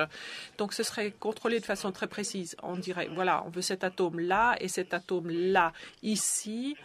Et vous imaginez ce que l'on peut faire. On peut construire des choses vraiment exotiques, surtout si on exploite le fait que la nature est quantique d'un point de vue mécanique et physique, et que dans ces constructions, ces machines, donc ces petites parties que l'on développe, on utilise ces effets extraordinaires de la physique quantique. Et en même temps, au fur et à mesure qu'on apprend à les construire, et on est en train de le faire, il devient au fur et à mesure possible de résoudre les équations, de faire les calculs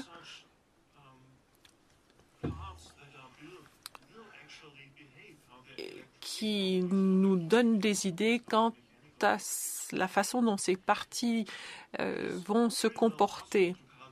Donc on peut calculer aujourd'hui à un degré de précision extrême comment quelques atomes se comportent ensemble, mais s'il y en a beaucoup, et il y a toutes sortes d'interactions extrêmement complexes, c'est simplement un problème d'ordinateur pour faire ces calculs, mais on apprend à améliorer les logiciels et le calcul pour y arriver. Donc je pense que dans 20 ans, on va pouvoir prédire à l'ordinateur que l'on peut créer des molécules fantastiques, extraordinaires qui nous pourraient être utiles dans le domaine médical, dans le domaine pharmaceutique, pour guérir d'une maladie. On pourrait ensuite le construire en assemblant les atomes, ou on pourrait concevoir un nouveau dispositif électronique avec des propriétés extraordinaires de détection et le construire, ce dispositif.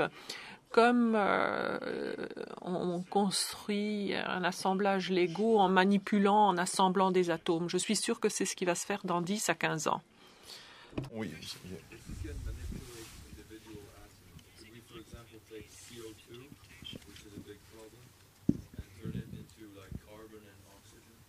Oh, this is on the basis of individual atoms.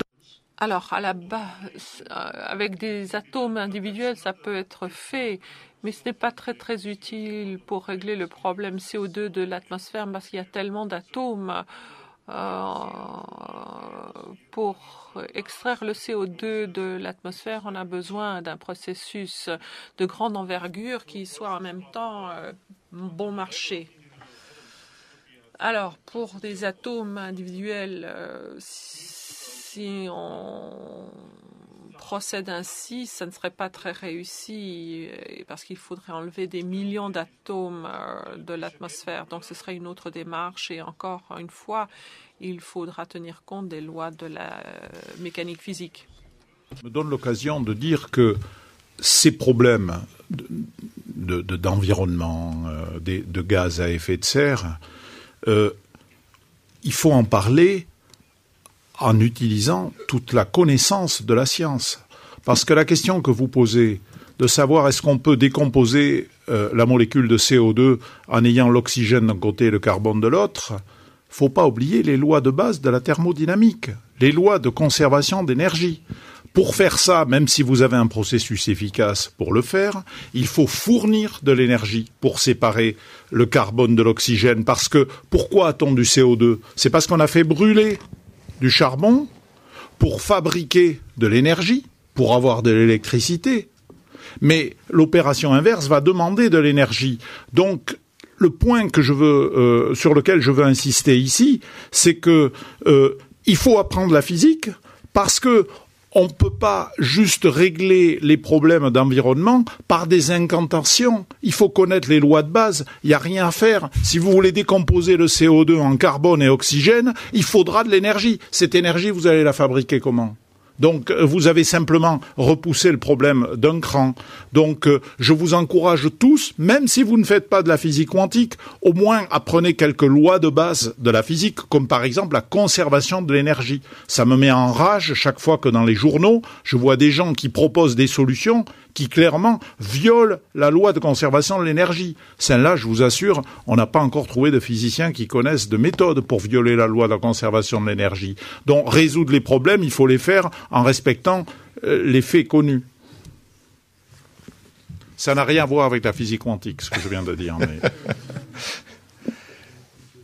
Est-ce que vous avez d'autres questions ? Ah, il y a une question tout à droite.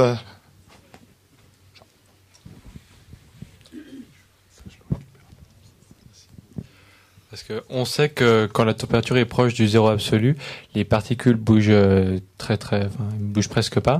Est-ce que c'est possible d'imaginer un état de la matière où les particules ne bougeraient absolument pas? Wolfgang, maybe you want to answer that? Wolfgang, vous voulez vous y coller? That would be absolute zero. Ça, ce serait le zéro absolu. Comme ça a été expliqué hier soir, j'imagine que vous y étiez tous hier soir. Parce que sinon, il faut réfléchir en termes de température sur une échelle logarithmique. Il n'y a pas de moyen qui saute aux yeux pour mesurer la température, mis à part la température logarithmique. Donc, température de 0 moins l'infinité. Personne ne demande s'il est possible d'arriver à l'énergie infinie parce qu'ils savent très bien que ça prendrait de l'infinie énergie pour obtenir de l'énergie infinie. Mais les gens demandent est-ce qu'il est possible de arriver au zéro absolu alors que l'on comprend physiquement parlant qu'il faudrait un temps infini pour refroidir au degré absolu, à l'état où toutes les particules seraient au repos, enfin en termes classiques du terme, ne bougeraient plus. Il vaut mieux voir cela en termes d'échelle logarithmique où chaque unité mesure un facteur de 10. Et 0, c'est à une distance infinie. Wolfgang, permettez-moi de compléter. Bon, arriver au zéro absolu et faire en sorte que les particules ne bougent plus. Une des réponses à cette question, ce n'est jamais possible d'arriver au zéro absolu parce qu'il faut réduire la température et on ne pourra pas arriver au zéro absolu. Enfin, ça dépend. Quelle est la matière qui vous intéresse? Si vous gelez l'eau, une fois que l'eau est gelée, vous avez créé du H2O à sa température la plus basse. Si vous baissez encore davantage la température, c'est pas plus important parce que ça n'a plus modifié les propriétés du matériau, de la matière.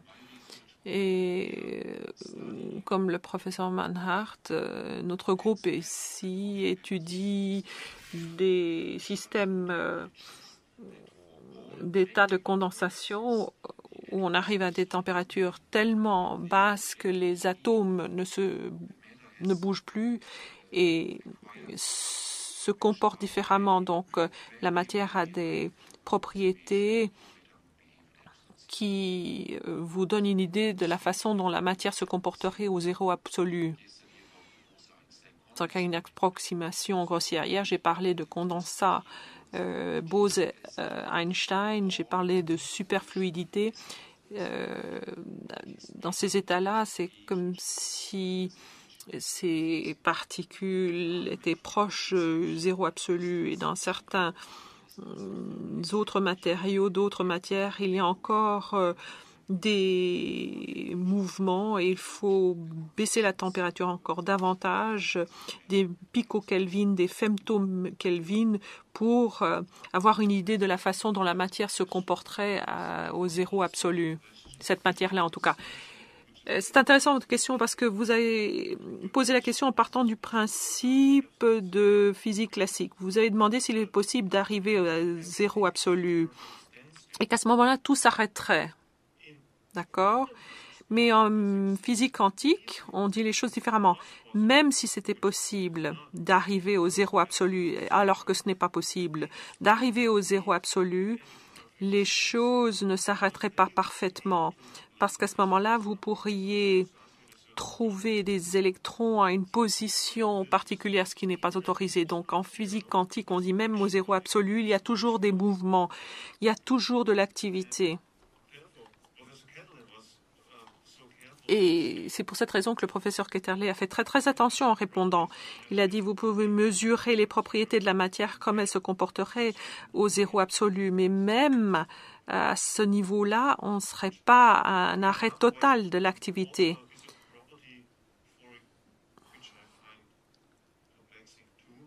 Et ça m'interpelle. Ça n'interpelle pas mes collègues. Le vide total, le vide parfait n'est pas sans énergie. Même en vide parfait, il y a quand même un tout petit peu d'énergie. Ça n'existe pas, le vide parfait. Parfait, parfait, parfait. D'autres questions? Wolfgang, je reviens sur la question parce que le zéro absolu, ça me tient à cœur, vous l'aurez compris. Et quand on parle d'arrêt total de mouvement, ça, je peux vous l'expliquer en quelques phrases. Il y a mouvement et il y a mouvement. Il y a différents types de mouvements. Il y a le mouvement thermique, qui est un mouvement aléatoire.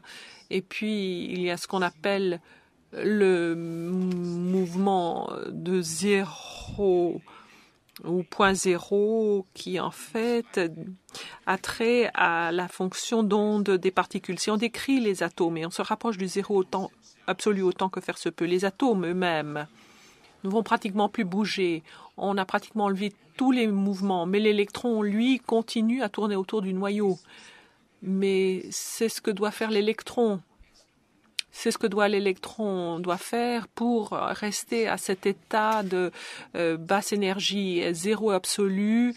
Cela signifie que tous les états doivent être dans les états les plus bas possibles. Et dans des atomes, dans une grande pièce, les atomes, l'énergie la plus basse, c'est de réduire la vésicalité pour en être pratiquement en arrêt total. Mais pour l'électron et le proton, ils doivent continuer à...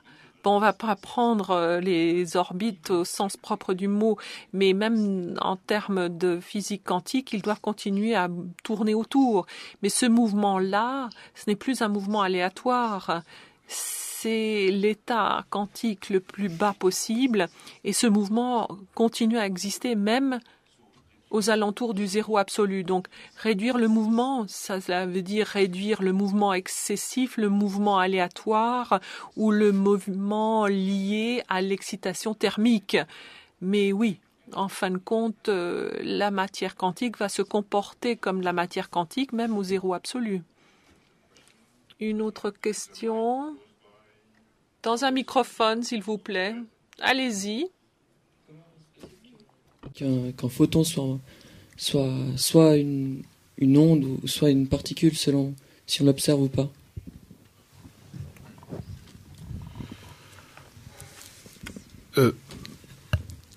L'idée que c'est soit un photon, soit une particule suivant qu'on observe ou pas, encore une fois, comme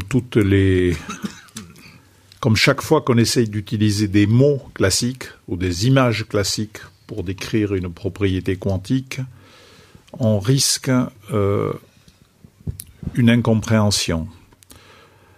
Pendant longtemps, un certain nombre des gens qui réfléchissaient au fondement de la mécanique quantique ont utilisé des mots comme cela, c'est-à-dire des mots du genre finalement c'est l'appareil de mesure qui détermine le comportement.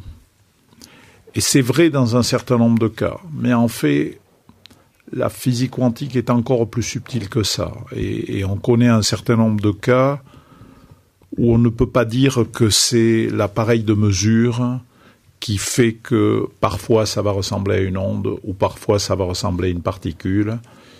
Et donc, je vous mets en garde contre ce genre de questions. D'abord, je ne peux pas y répondre. Et je pense qu'il y a 50 ans, ou peut-être plus, 80 ans, quand les gens parlaient du microscope de Heisenberg, par exemple, qui est quelque chose dont on parlait au début de la physique quantique, on avait cette idée qui aujourd'hui apparaît un peu naïve, que effectivement, l'appareil de mesure va perturber l'objet quantique, et en perturbant l'objet quantique, il va le forcer à se comporter soit comme une onde, soit comme une particule.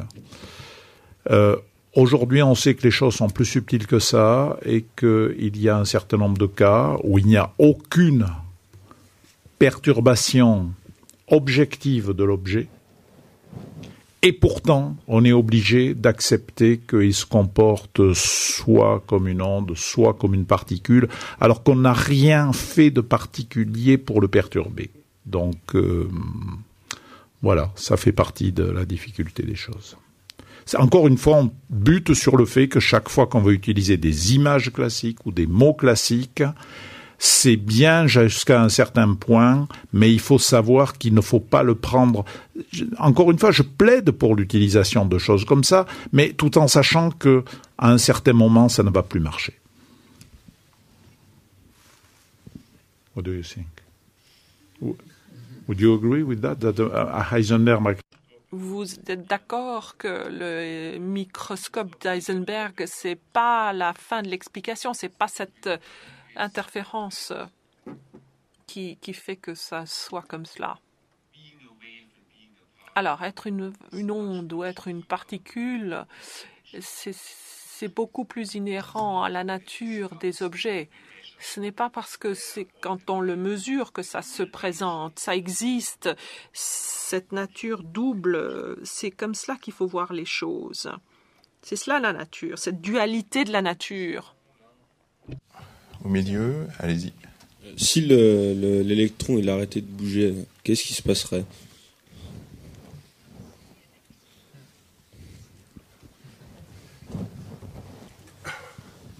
If the electron stopped moving, what will happen?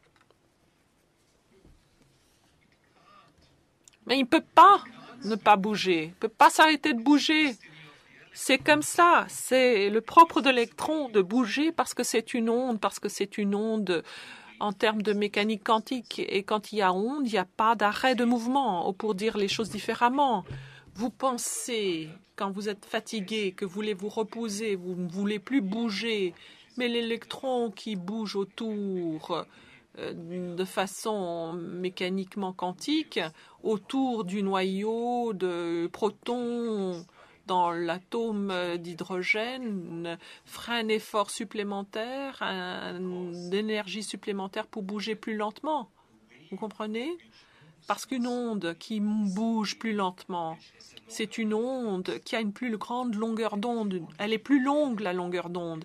Et si vous voulez donner une longueur d'onde supplémentaire à l'électron pour qu'il bouge plus lentement, il vous faut une plus longue longueur d'onde et donc ça veut dire qu'il est encore plus éloigné du proton et de la charge positive. Et ça prend de l'énergie. C'est comme ça que ça marche, la mécanique quantique. Le mouvement, c'est en fait le moindre effort pour l'électron. C'est l'état d'énergie le plus faible possible et c'est pour cette raison qu'il reste toujours en mouvement. Jochen. Oui, mais moi je suis tout à fait d'accord avec ce que vient de dire le professeur Ketterle. Je ne puis qu'abonder dans son sens. Ce qu'on peut faire, en tout cas, c'est d'enlever l'électron du noyau. C'est-à-dire qu'on aurait un électron libre qui se promène comme ça dans l'espace et qui ne sent plus autour de lui la présence de noyaux. À ce moment-là, en principe, cet électron libre, on pourrait presque l'arrêter.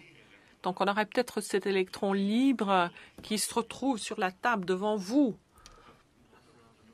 mais pas autour d'un noyau. Autour d'un noyau, il tourne, il bouge.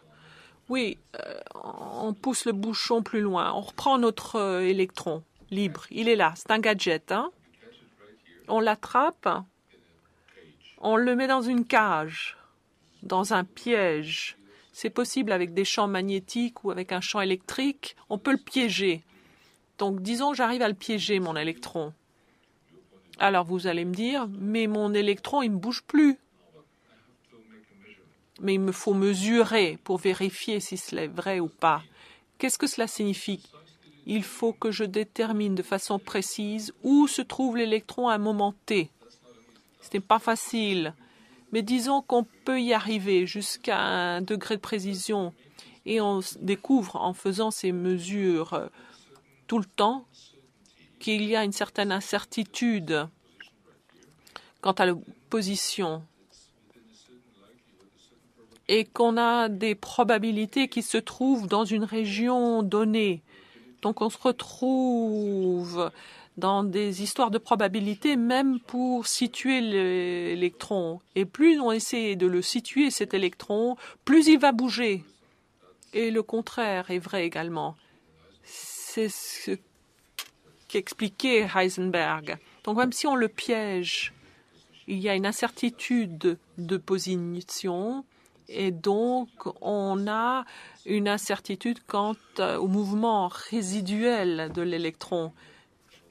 C'est comme cela que se comporte une onde. Et cette façon de se comporter comme une onde, c'est ce que nous interprétons comme ce mouvement résiduel qui nous permet de le situer. David, Alain, vous vouliez intervenir? Ces questions, savoir si on peut immobiliser un électron, des choses comme ça, reviennent aux questions qui étaient évoquées il y a un petit moment de qu'est-ce que ça veut dire refroidir de façon ultime jusqu'au zéro absolu. Et peut-être que on peut donner un éclairage un petit peu différent qui a déjà été suggéré par quelques réponses.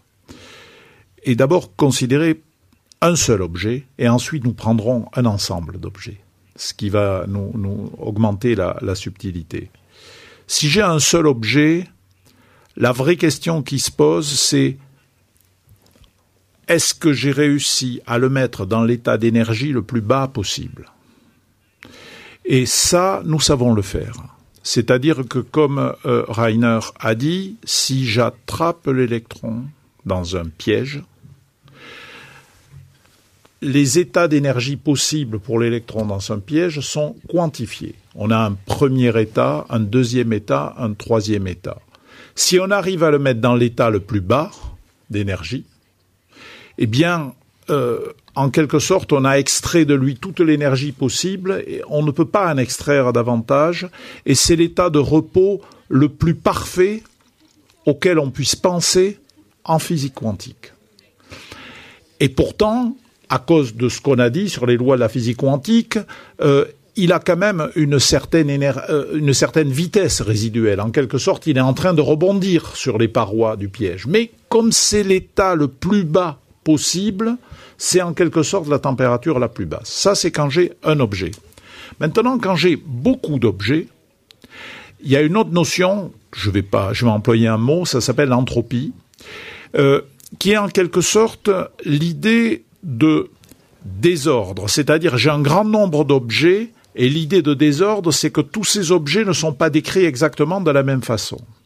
Si j'arrive à contraindre tous ces objets à se comporter exactement de la même façon sur le plan quantique, par exemple, les électrons dans un supraconducteur, comme ce que fait Johann Mannhardt, ou par exemple les atomes que nous avons dans les condensats de Bose-Einstein. Alors s'ils ont tous exactement le même comportement quantique, si nous les décrivons tous par la même fonction d'onde quantique, en pensant au concept d'entropie, nous disons qu'en quelque sorte, c'est comme si c'était le zéro absolu. Parce que c'est l'ordre parfait. L'ordre parfait, c'est le fait qu'ils marchent tous au même pas, comme l'a dit Wolfgang dans sa conférence hier soir. Donc, ces affaires de zéro absolu, de température, etc., comme vous le voyez, ça demande un petit peu de raffinement dans la description.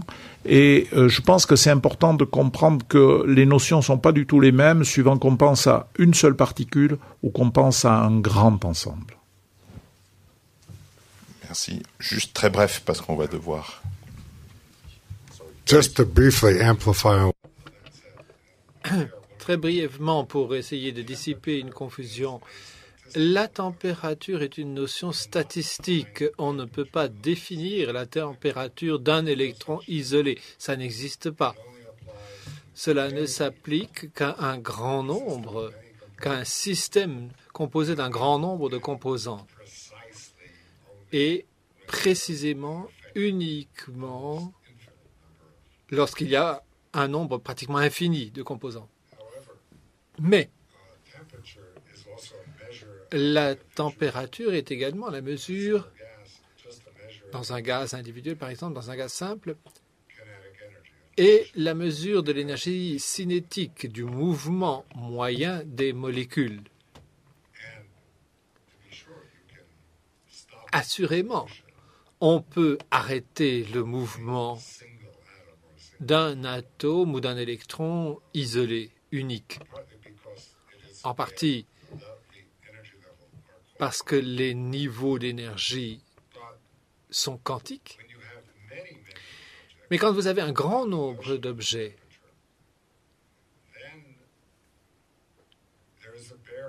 il existe une barrière qui s'oppose à ce que l'on abaisse la température à 0.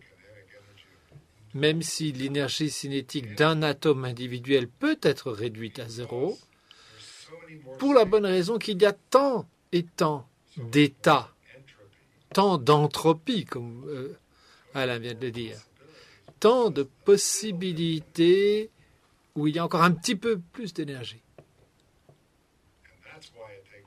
Et c'est la raison pour laquelle il faut un temps infini pour réduire l'énergie moyenne d'un nombre infini d'atomes à 0.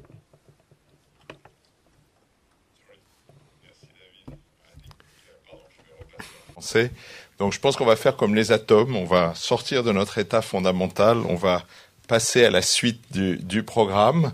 Donc je vais passer la parole à Jean-Luc Soudan qui va vous expliquer la suite du programme. Essentiellement, vous allez avoir des rafraîchissements où vous allez pouvoir continuer à discuter avec les orateurs. Donc n'hésitez pas à aller leur poser la question que vous n'avez pas osé leur poser pendant l'exposé, etc. Et puis ensuite, vous allez pouvoir visiter le Physiscope à l'Université de Genève, qui est un endroit où vous allez toucher un peu du doigt, entre guillemets, ces phénomènes quantiques dont on a parlé. Mais avant de faire ça, je crois qu'on va d'abord vous remercier pour toutes vos questions et aussi remercier les 5 orateurs d'y avoir répondu.